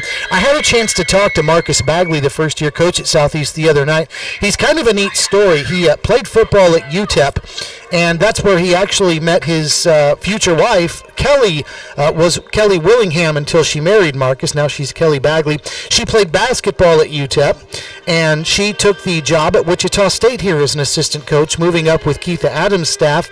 That brought Kelly here. That brought Marcus up here as well. He wanted to pursue a job coaching in high school, and now a few years later he is. And so Kelly is coaching the women's basketball team at Wichita State, and this is the first year as the head coach for Marcus here at Southeast after he's been coaching as an assistant at some other programs in town. But he and I talked about these things take time, and as much as it's not looked real pretty for Southeast, this is a team with a lot of sophomores playing. I'll be anxious to see in a couple of years because I think they'll be a lot better. They will be a lot better. And Bagley came into a terrible situation here. This program was in total disarray. Part of it, quite honestly, I think had to do with the move from Edgemore to the campus down here on 127th Street. That move facilitated so many changes. A lot of kids left because this school is in the southeast corner, literally, of Sedgwick County, and far away from where a lot of the kids who went to Southeast before actually live. And a lot of those kids are at East now. We're almost in Derby or Rose Hill, I think. We almost are. I mean, we're almost in a different time zone. We are a long way. There's nothing but farmland around us. I will say this. Love the stadium, the facility here. It's beautiful. I love this stadium. It's a bowl stadium. It's my favorite. The football field is recessed below the fans and the bleachers here, and there is a berm that runs the entire perimeter. Pardon me. I got a frog in my throat. There's a berm that runs the entire perimeter of this field in a horseshoe manner, similar to Ohio State, and that just adds to the flavor and adds to the character. The players enter the field coming out of the tunnel. It's a real tunnel. It's not a blow-up tunnel. It's a real dugout tunnel to the locker room. And that's got to mean a lot to them. Absolutely. Now they've got to get this program turned around, and we'll see if it happens. It's likely going to be a long night for Southeast tonight. 60-6, Northwest with the lead here at our Hog Wild Pit Barbecue halftime show. Hey, we want to let you know our friend Jose Garcia at the 21st Avenue Barbershop is giving $10 haircuts. Just mention you heard about him on Grizzly Radio.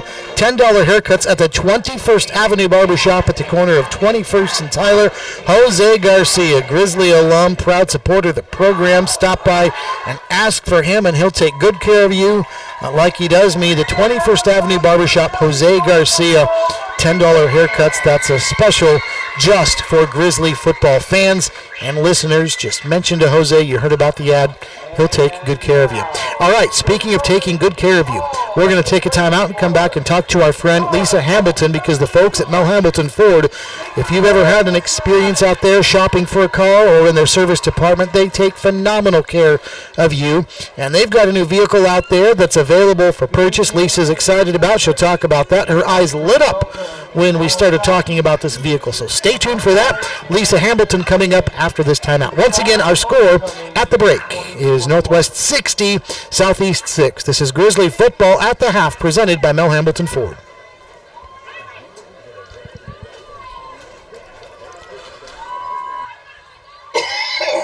Damn it. Our first candidates this evening are Ms. Karen Day and Mr. Chanel Davis. I hate October. Do I what? hate October. Oh. I love autumn, but I hate this. Oh, yeah, I bet. While at Southeast, Karen has participated in freshman mentoring. I got a pipeline into the principal at Capon. Oh, yeah? Yeah, he's gonna Oh, okay. feed me. After high school, Karen plans to attend the University of Kansas. Karen's favorite memory at Southeast has been becoming backstage crew in the show. Mr. Chanel Davis is the son of Skylar Davis and Brandy Williams. He's attended Southeast for all 4 years. While at Southeast, Chanel has participated Must be homecoming too. and orchestra for 3 years. Well, there's only 10 minutes on the clock, so we'll only have about 13 more, so it's all right. We're good. At the University of Kansas. Chanel's favorite memory at Southeast was playing the first home game with a crowd. Ladies and gentlemen, Ms. Karen Day and Mr. Chanel Davis. Clock Our operator. second royalty candidates tonight are Ms. Brandon Well, Schleifer. Northwest played right into his hands now. Yep. That's funny. While at Southeast, Raina has participated in Madrigal, Harmonia Duet, Repertory Theater, and Stagecraft. She's a 4-year member of the International Thespian Society, serving as an officer for the 2021 school year, a 4-year honor roll student, and ranked in the top 10% of her class. She was selected to participate in the KU's Got for a Day in the 1920 school year, and was also chosen for an internship I'm sorry? hospital for the summer of 2021. Yes. Yes. What's that? State college and study biology and psychology. Are you talking on the station? No, he just wanted to know if we could hear the interview. See the gal in the white gown down there? White gown. Down here at the track? That gown would be perfect if it wasn't slit all the way up the front. Oh. You know, if it was solid all the way around, she would be very elegant. Careful. Thespian freshman 2 years in a row. All main stage shows at Southeast, NHS, and has taken numerous AD courses. After high school, Tanner plans to attend college at either Wichita State or KU and maintain business. Tanner's favorite memory at Southeast is participating in all the shows. They have food in there. They have food in there. I know, I saw that Jason Scully. Might come in handy for the post game. Trisha Gemelon and Johnny Mejia. Trisha is the daughter of Napoleon and Timothy Gemelon. She's attended Southeast as a youth. While at Southeast, Trisha participated in Spanish Honor Society, the Herd, cheerleading, youth council, jobs for American graduates, and taken numerous honors and AD courses. After high school, Trisha plans to attend college at the University of Kansas. Trisha's favorite memory of Southeast has been making new friends and Johnny Mejia is the son of Sailor McLuhan and Johnny Mejia. Johnny is new to Southeast this year. While at Southeast,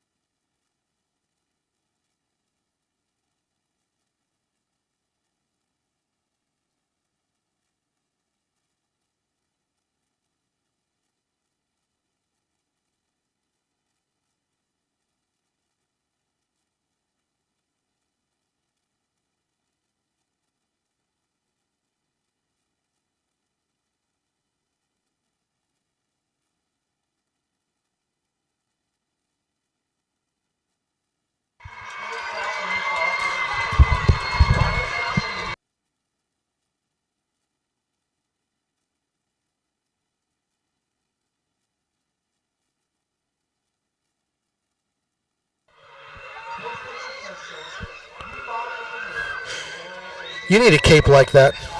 Say it again. Say it again. You need a cape like that. Sure. In fact, next week, no, do it when we come back home. I want you to wear that uniform, the white with the gold cape. Okay. Can you do that? Sure. Okay.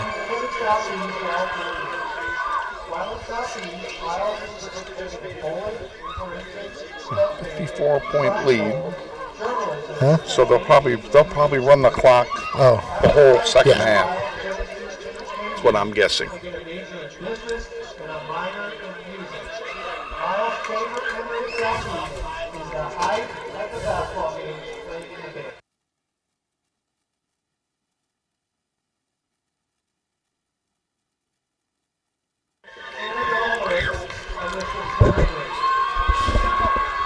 Annabelle is the daughter of Larry and Chadford. She's attended Southeast for all 4 years. While at Southeast, Annabelle has participated in cross-country, track and field, props at work, student council. She's been tennis manager and taken various honors and AP courses. After high school, Annabelle plans to attend college at Kansas State University. Annabelle's favorite memory at Southeast has been Friday night football games. Mr. Kevin Wynn is the son of Thomas and Nancy Wynn. He's attended Southeast for all 4 years. While at Southeast, Kevin's participated in LAC, Orchestra, Asian Cultural Club, Hey, Michael. NHS, Stuco, and taken I just saw your text, but I want to make sure you knew that was not the case. We're good. Kevin plans to attend Wichita State and He muted our mics briefly, and that might have been what you thought. memory at Southeast. But we're here. On the way to Quick Trip Parade. Well, Ladies and gentlemen, this is Annabelle Burke and Mr. Kevin Wynn. Let's have one more round of applause for all of our homecoming candidates.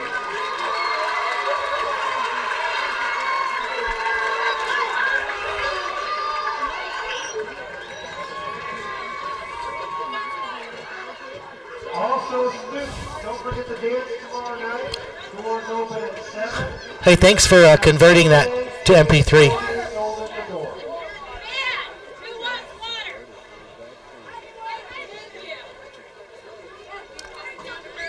Oh, really? Oh, nice.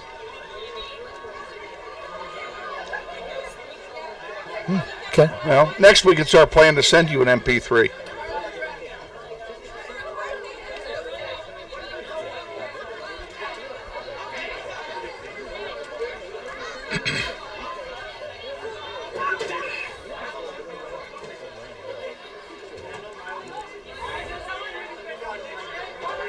Thank you.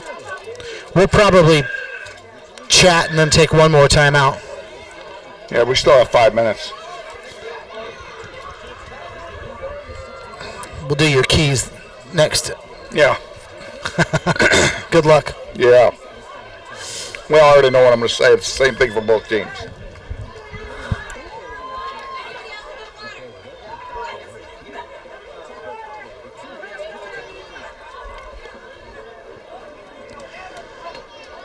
Welcome back to our Hog Wild halftime show from Southeast High School. It's the Northwest Grizzlies 60 and the Southeast Buffaloes 6. In addition to being senior night tonight here at Southeast, it's also homecoming. Always fun to see the festivities, whether it's at Northwest High or anywhere else we travel throughout the year. Always the excitement and buzz in the air over homecoming, and they certainly had that out here on the field tonight.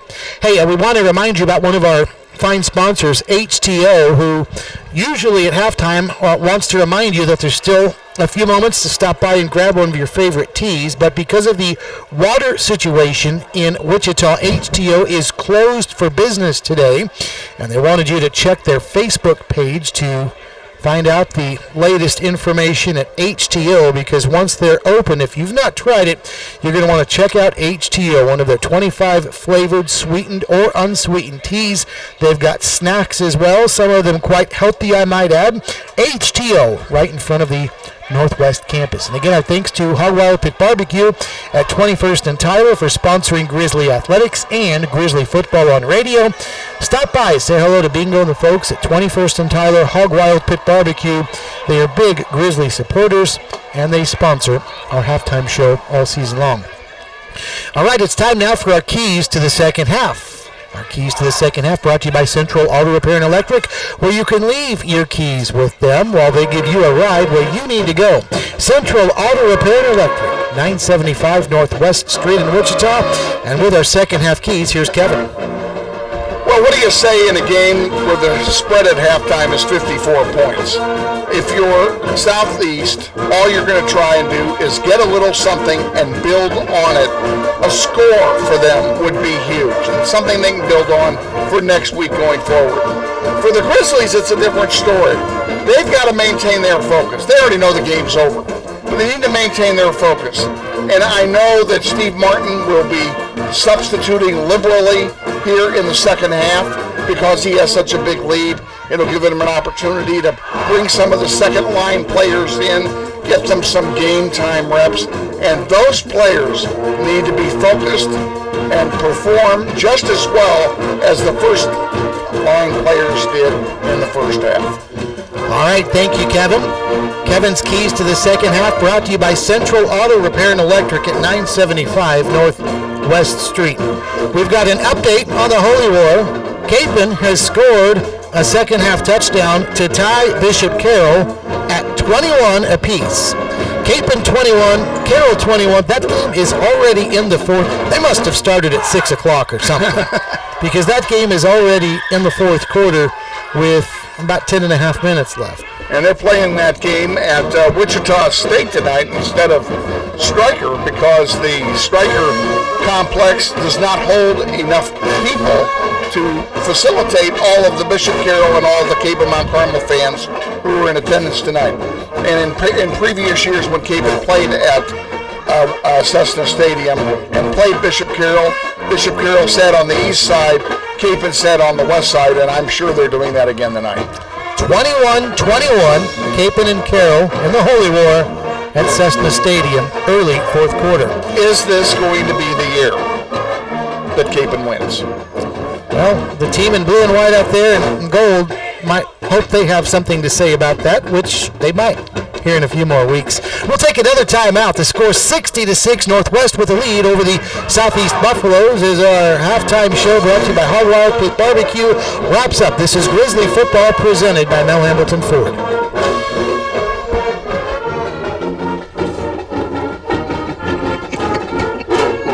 That's why I'm back here. I know that's why you're back there.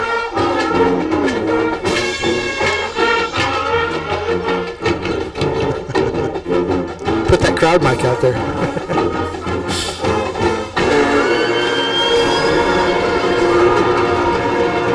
Wind's picking up. Yeah, feels good. Yeah, it does.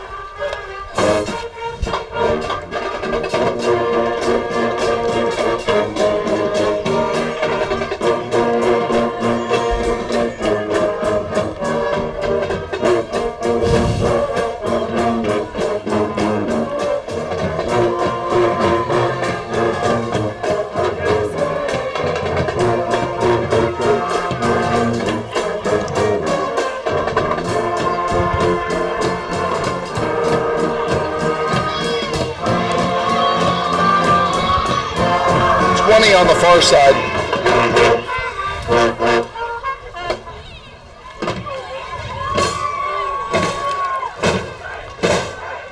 Coley.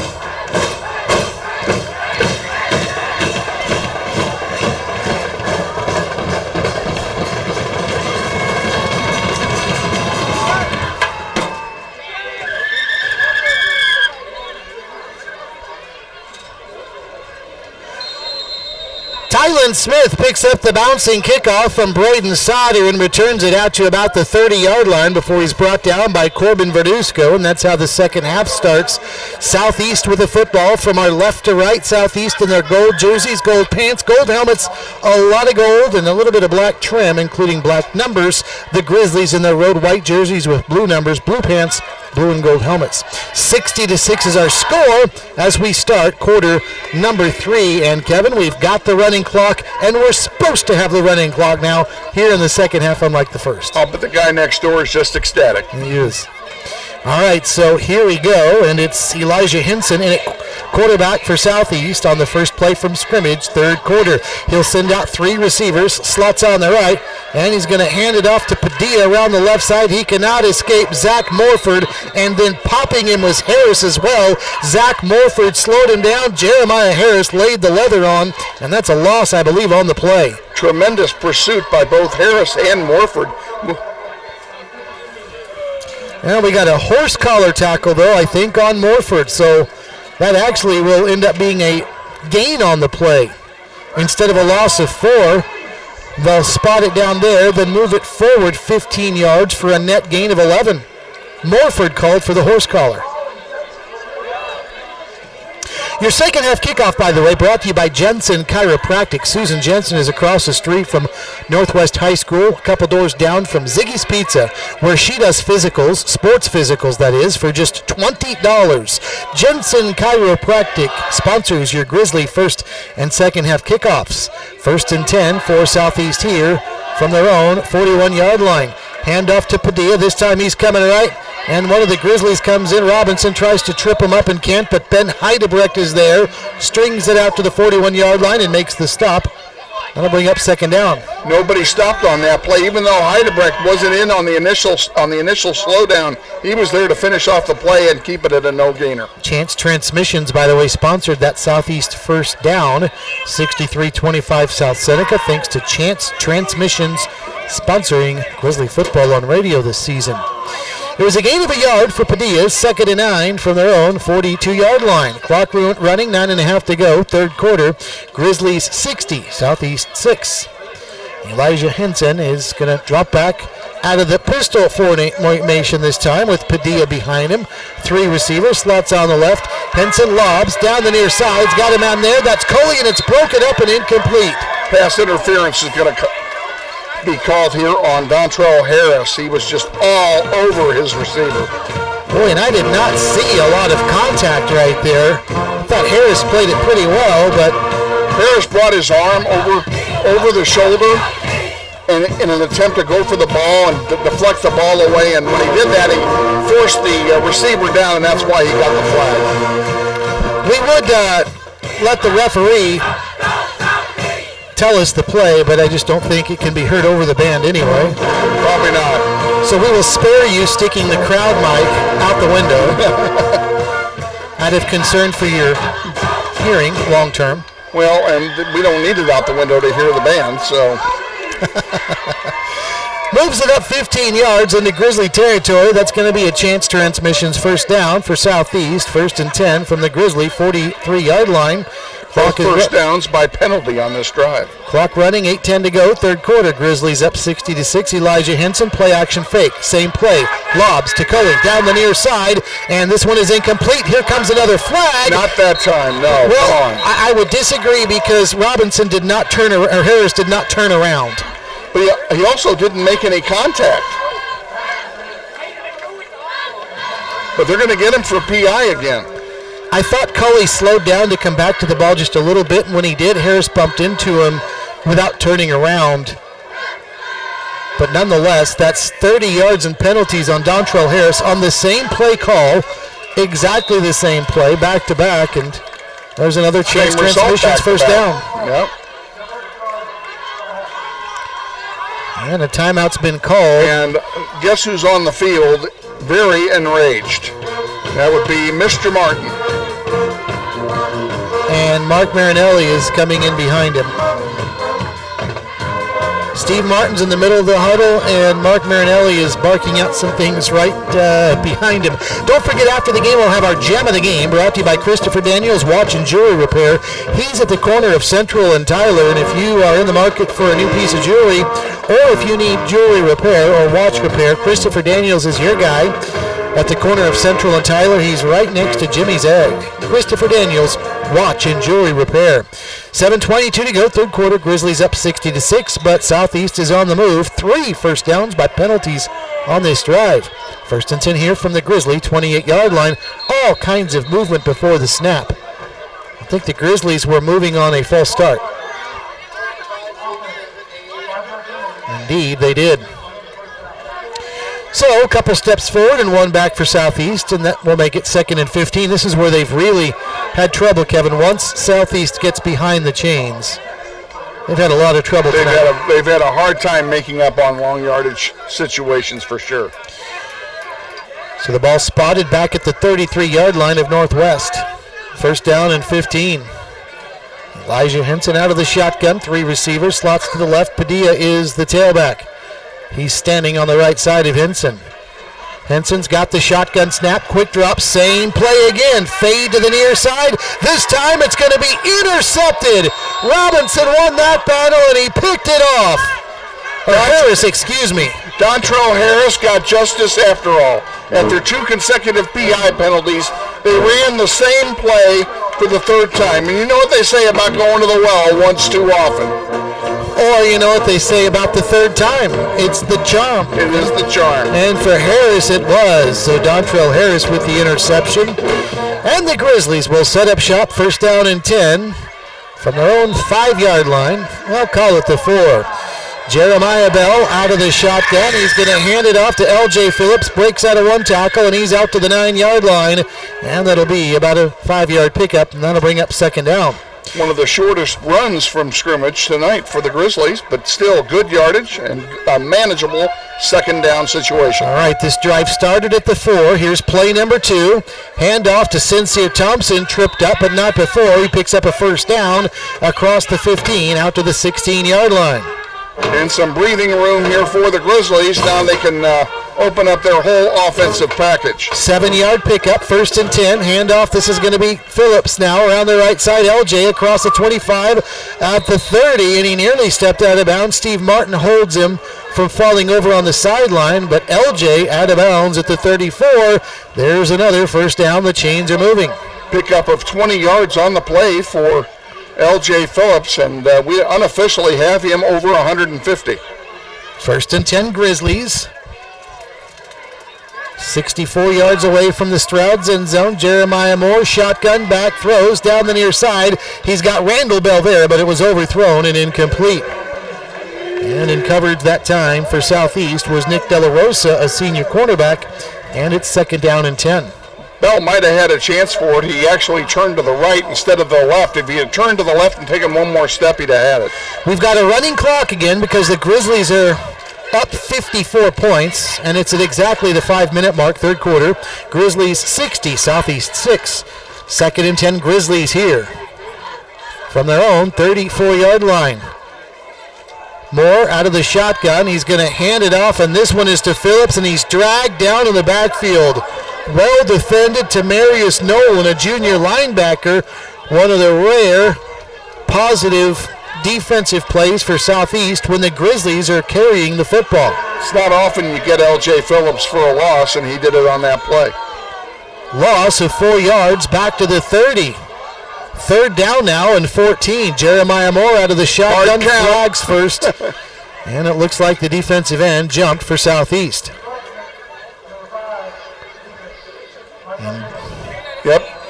Jeremiah Moore on the hard count got him to move, got him to jump, and picked up the 5 yards, 4 yards that were lost on the previous play, plus 1. That's Anthony Verge at the end position who jumped, so it's 3rd and 9 Grizzlies from their own 35-yard line. Toss right side, Phillips with a burst of speed, steps out of a tackle at the 40, to the 50, to the 40. Phillips at the 35, shaking and baking at the 30 to the 20, knocked out of bounds at the 18-yard line. Move the chains, there's a Grizzly first down. 40 yards on that carry, Steve, and Again, he was untouched until the very end of the play. Don't forget it was 3rd and 14 before the penalty on Southeast. And now that's catapulted the Grizzlies into the red zone. Handoff right up the middle. This time it's going to be Sincere Thompson up the middle, then moving to his left inside the 10, down to the 6-yard line, where he's brought down by Trinell Davis. That'll bring up 2nd down. And that's a 1st and goal. Excuse me, it is a 1st and goal. 1st and goal, Grizzlies. 9 yards away from the Stroud's end zone. Moore, handoff, Thompson, brought down right away. Well defended that time, and again, Tremarius Nolan, 2nd tackle, nicely done on a run. Flag went in.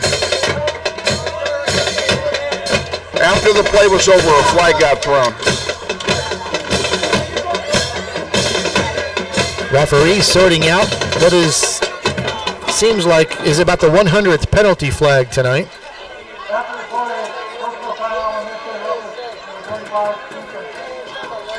And that's going to be unnecessary roughness. If he said 35, that's Trexjon Johnson on Southeast. I think that's the number I heard as well. So that'll move it up a little bit closer. And it's 2nd and goal. Grizzlies 5 yards away from the Stroud's end zone. Jeremiah Moore, shotgun scrambling in the backfield. Evades tackles at the 10, to the 5, toward the front corner of the end zone. He's there. Touchdown, Grizzlies. There's a flag down in the backfield. It's coming back. This is in the area of holding. Somebody gets to the edge and you see a flag. A lot of times somebody grabbed cloth. So here comes the white hat. Grizzlies are already coming back. Actually, a block in the back. I think it was Takari Brown who got called for that. They called it on Jacob Lamb, 58. 58, not 8. Okay, yeah, so 58. The left tackle, Jacob Lamb. And that would make sense because he was in the neighborhood on that when the flag was thrown.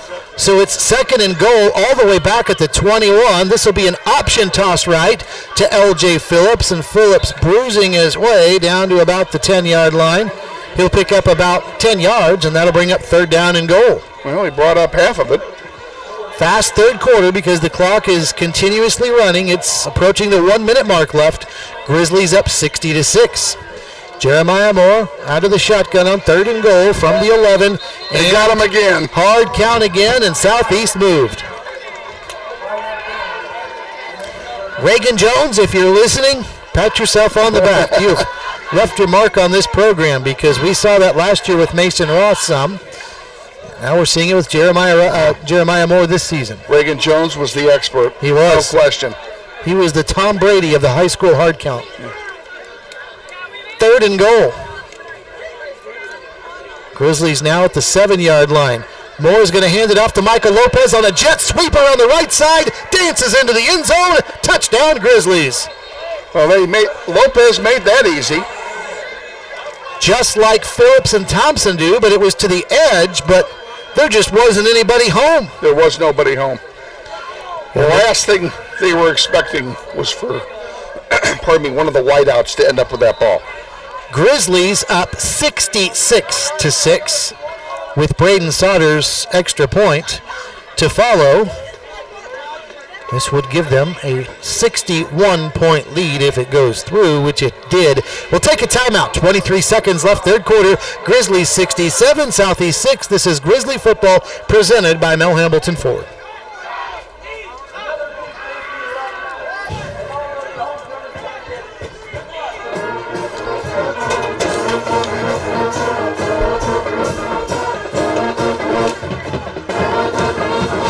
The laugher.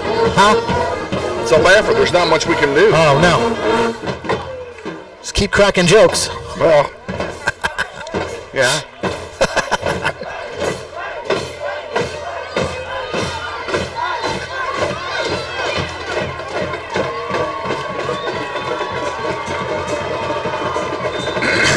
I mean, the route is fine. I prefer a good game. Kickoff caught by Tylen Smith out near the 20-yard line, runs laterally and up to about the 24 before he's popped right there, and that's where Southeast will have it May not get another playoff before the end of the third quarter, though, so we might be well going right back to a break. Shimon Whitaker on that stop, by the way, and indeed it is the end of the third quarter. So you got back for the kickoff, and it'll be Southeast football when we return for what likely should be a short fourth quarter. With the score, Grizzly 67, Southeast 6. This is Grizzly football presented by Mel Hamilton Ford. It's just like the NFL. Yeah. On TV. One play commercial. Yeah.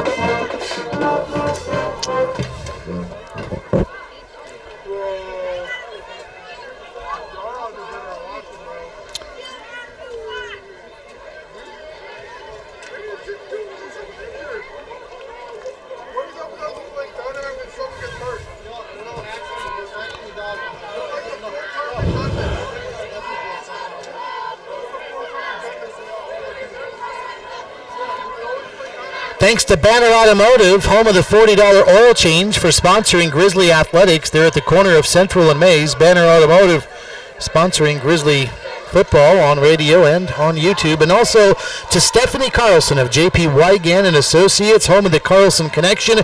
For your next home sale or purchase, you want to contact Stephanie Carlson. She will take great care of you. Our thanks to her for sponsoring Grizzly football all season long. I'm kind of surprised, Steve, that the defensive starters are still in the game. And we'll see how long that lasts. It's first down and 10 here for Southeast from their own 24-yard line. Elijah Henson hands it off to Padilla, hit hard at the 25-yard line, pick up a 4, and that's going to be Romain Golston in on the stop. And Romello Golston's have a really nice night tonight. He's had a great night. I think that's 5 or 6 tackles on the night for him. He's the backup for Nate Carter. Wonder if Nate's not feeling right now. Nate's out there. Okay, Nate's on the other side. Golston is listed as Carter's backup, but playing at the other end instead. Golston's been out there most of the night. Usually when Nate Carter's out there, we're calling his name. That's why it also surprised me. Yeah, I can understand that. That was a gain of a yard by Padilla, 2nd and 9. And this is going to be Henson dropping back, throwing far side, pass overthrown, incomplete. Intended for his favorite target, Cully, but too tall for him, and it's 3rd down and 9. Down by 61 points with 3rd and long. There's not a lot of plays in the playbook for this. No, not a whole lot there for that one, indeed. 3rd down, 9, and this has been a situation Southeast has seen themselves in time and again tonight. 3rd down and long. Plenty of situations where they've had double digits to go on 3rd down, thanks in large part to penalties. Elijah Henson, pistol formation here with a running back straight behind him. 4 receivers. He'll drop back and just heave one down the near side, and that one is underthrown and incomplete. Dontrell Harris tried to one-hand that for an interception. Almost made it, too. Yeah, on a pass that was underthrown. It's 4th down. And the punting unit is coming out for Southeast. Clock is continuing to run. About 2 minutes gone, 4th quarter, 67-6. Grizzlies with the lead. Northwest will be at South High School next week at Carpenter Stadium. Kevin is already anxiously awaiting that strut up the stairs. Oh, gosh, that's a long stairway. We might have to work out for a week to execute that one. Oh, horrible punt. High, very, very short punt by Nottingham. The line of scrimmage was the 26-yard line. I don't think this got back there. It did not. It did not make it to the line of scrimmage. Now the ball is live because it didn't get back, and Southeast has picked it up and run with it. They may get a 1st down out of this. I think they did. Well, that's a very alert play by one of the special teams members for Southeast. That was Jacqueline Pitts, who picked up that ball on the high punt that did not make it back to the line of scrimmage, so he picked it up and ran with it for a 1st down. Got 11 yards. Well, we've seen a little bit of everything. We have, and not all good. Northwest with all kinds of issues in the first half executing their extra points. They tried going for 2 a few times and came up empty. Missed a couple of kicks on bad snaps. And here, a very strange special teams miscue. It's first and 10 Southeast. That was weird. And that's not pardon me, that's not anything that they work on in practice. No. Nobody is ever expecting a punt not to make it to the line of scrimmage. Southeast has called a timeout. 8:34 left in the game, 67-6.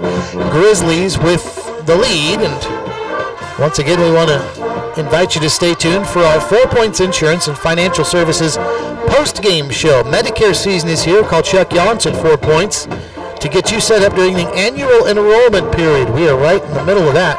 Hurry, those slots are filling up fast. 946-0721. 946-0721. 4 Points Insurance and Financial Services. We sponsor our post-game show. All right, quick timeout. Grizzlies I back expect out on the field. some of the more of this, just like this next week. South has struggled this year as well, and there's not a lot of middle ground in the City League.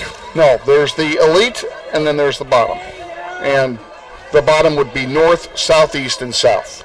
If there's a middle ground, it's probably east. Heights is a notch above that, and then of course you've got Northwest, Capon, and Carroll. Yeah. Two of those three teams are battling it out tonight. We'll get you another update momentarily. First and 10 Grizzlies, Southeast. Handoff to Padilla here behind the line of scrimmage. Zach Morford chases him down, then waits for the help that he gets, and that will be a loss of yardage on the play. Heidelberg came in there to help him, and he and Morford took care of it for a 3-yard loss. Caden Ross also joined the party. Line of scrimmage back at the 31-yard line. So that'll bring up second down and 14 for Southeast. Clock is running, approaching the 8-minute mark left in the game. The Hayes game 2 weeks from tonight. Regular season finale back at Grizzly Stadium. I'm looking forward to that one. Yeah, could be a very intriguing matchup. Should be. Elijah Henson out of the pistol formation. He'll send out three, slots on the near side. Southeast moving from our right to left. Henson has the shotgun snap, and he's back. Throws one across the middle, and it's intercepted. Darius Diaz jumped the route, and he's brought down at the 25-yard line. What a play by Diaz, brought down by Xavier Evans, who was in at receiver. And the Grizzlies get an interception, and that sets them up with great field position. Diaz anticipated the throw perfectly and just stepped right in front of the receiver, picked the ball off, and advanced it 10 yards. And now the Grizzlies' second unit comes in offensively, and that means Diego Gutierrez, actually, who's not originally listed on second on the depth chart, but he's in now for a handoff and a short gain of a couple yards. That was Gabe Williams on the carry. Pitts made the stop for Southeast. Gutierrez, shotgun, hands it off to Williams again around the left side, now cuts it back up the middle. 15-10 inside the 5. He's finally brought down. That'll move the chains. That's a Grizzly first down, 4 yards away from the Stroud's end zone. And quickly back to the line of scrimmage go the Grizzlies on first and goal from the 4. Gutierrez hands it off to Williams, and this time stacked up in the backfield. Nowhere to go, and he was brought down in the backfield by Anthony Verge. It's second and goal. Loss of a yard on the play. Gutierrez out of the shotgun again. Williams behind him.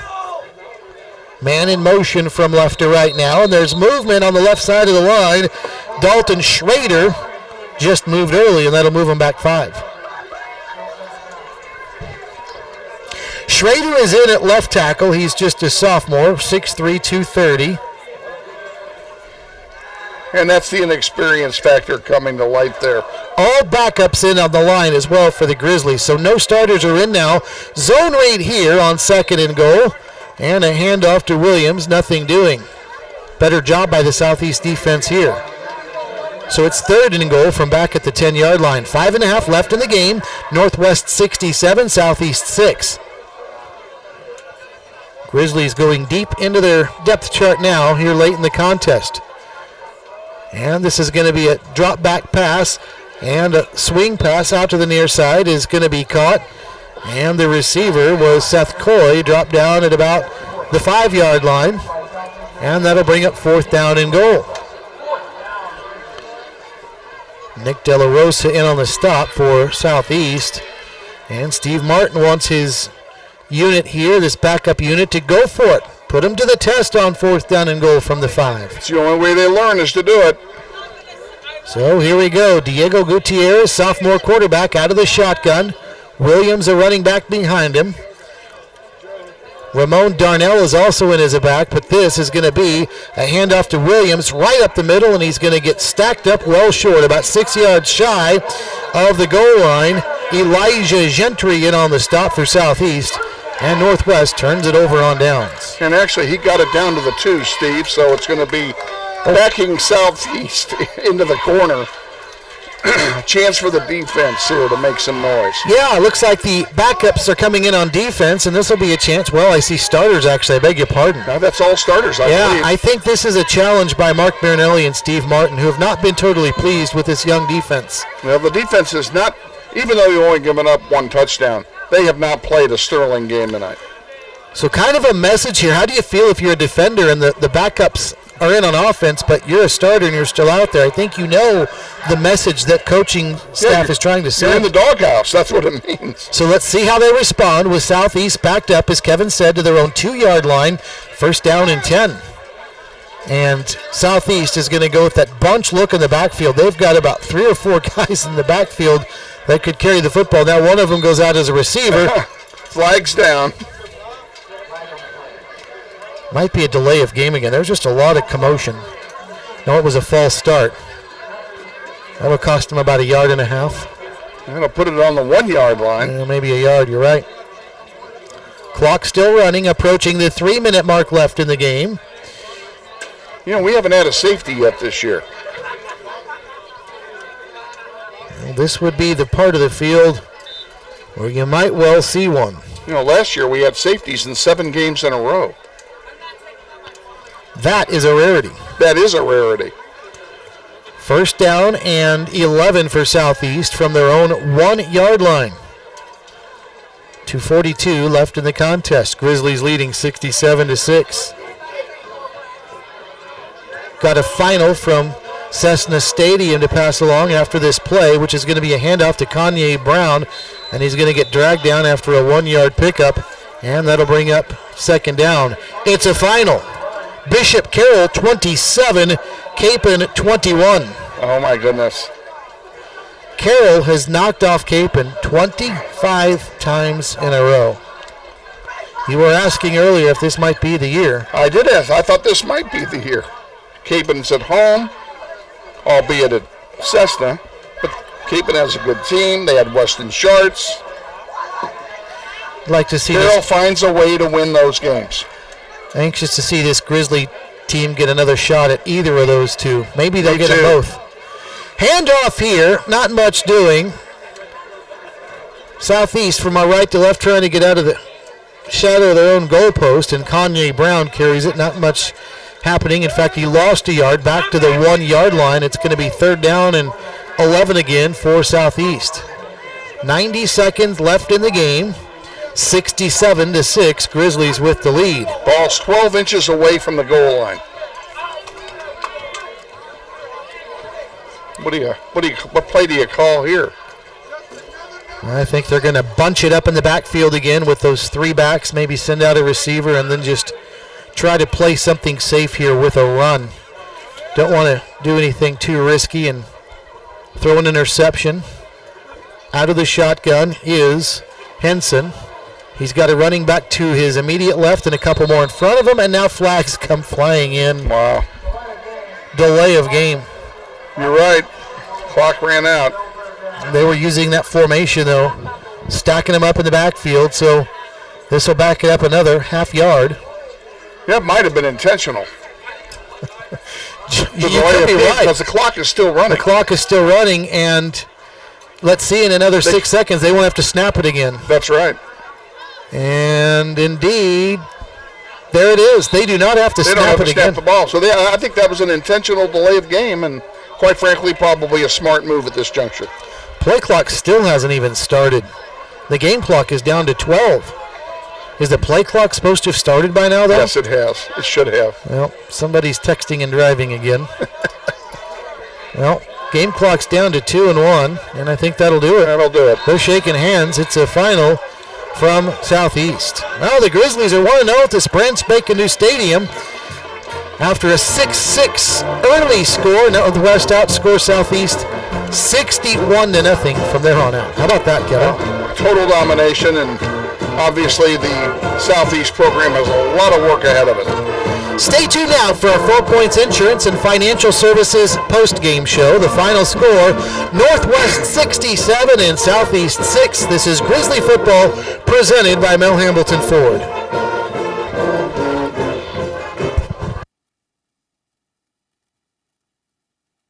Banter Automotive is now open at Central and Mays. Come by or shop online and browse our inventory of quality pre-owned vehicles, cars, trucks, and SUVs. We have them all. Banter Automotive Group, now open at our new location just east of Central and Mays.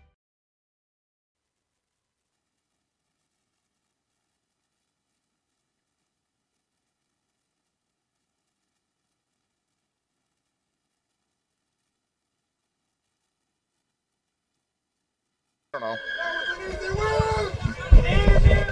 What about what was the put it in the bag? Put it in the bag. Let's do this. Let's do the Jeremiah Moore 3rd and 23 run. 3rd and 24 for 23. The next play was the gem, because that got it. I mean, the next play was the put in the bag. I agree. And then we'll throw in their mark. I really think that made a lot of difference. In the outcome of the game? Not in the outcome of the game, in the way they played. Remember I told them the second half to keep their focus? They lost their focus in the third quarter until he came out. That's what I'm saying. Okay. I'm going to give Steve some credit. Do it.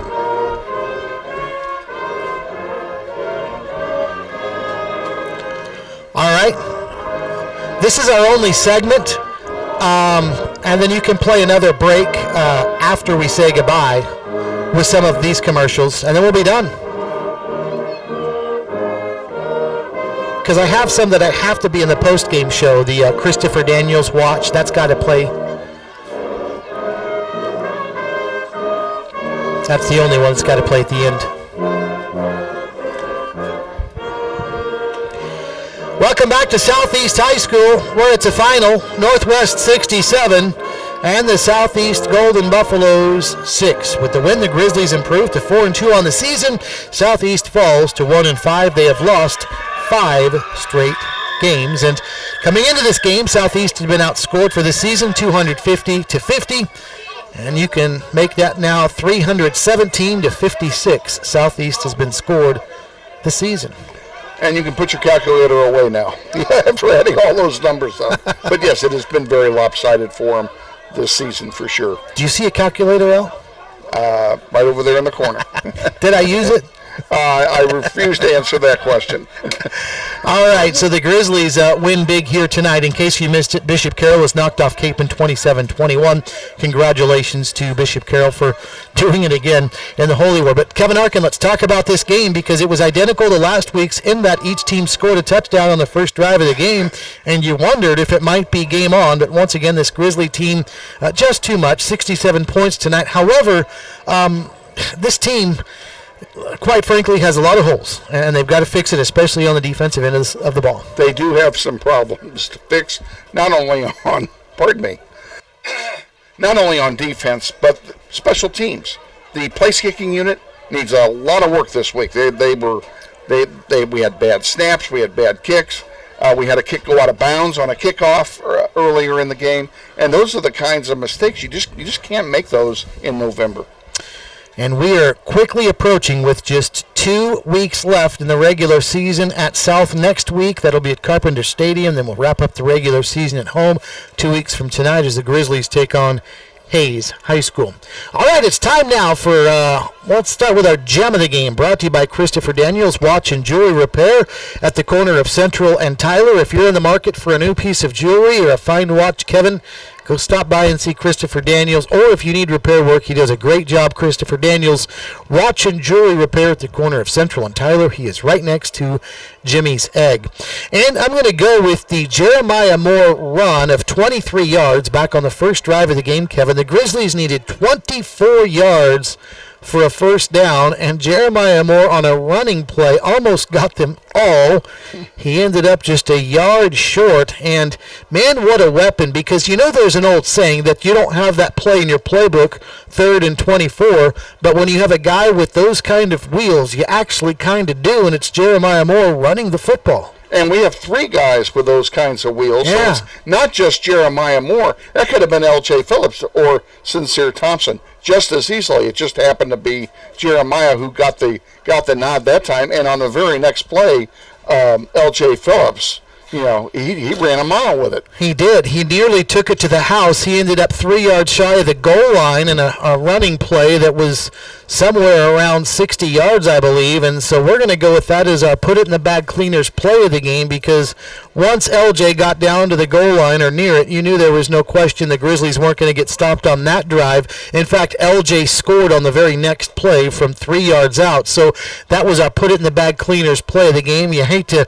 have a put it in the bag cleaners play of the game where theoretically the team puts it in the bag in the first quarter, but that's kind of what we had here tonight. That is what we had, and the momentum just took it on from there.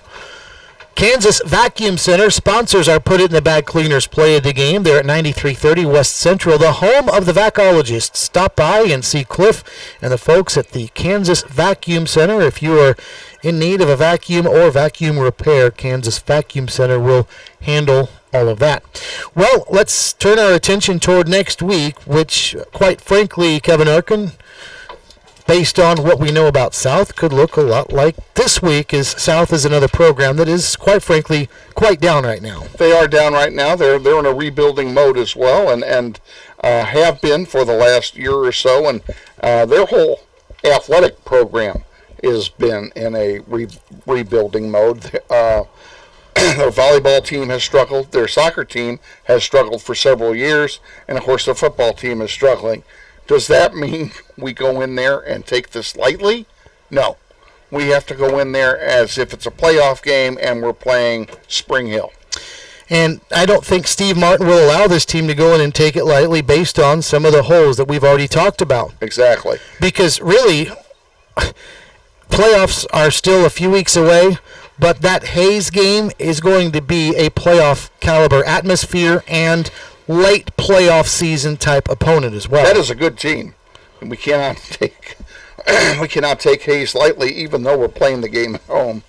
That is a good team. All right, my friend. Well done again tonight. Go suck on some cough drops, and we'll see you next week. I apologize for the frog in my throat. It's allergy season for me. Every October I go through this, and I apologize for having a broken voice tonight. Well, heal up, and we'll talk to you next week. Oh, yeah, looking forward to it. All right. Thanks a lot, Kevin. And our thanks to Michael Darcy back at the ESPN Wichita studios, punching the buttons, making this one possible. Don't forget our next Grizzly broadcast will be next Friday night from Carpenter Stadium. The Grizzlies will take on the Titans of South High School. Kickoff at 7 o'clock.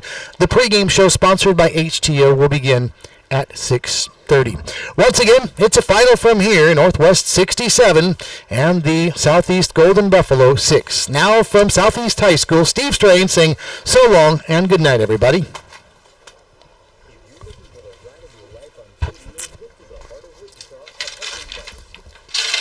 Hey, great job, Michael. Thank you, sir. Thank you for all your help.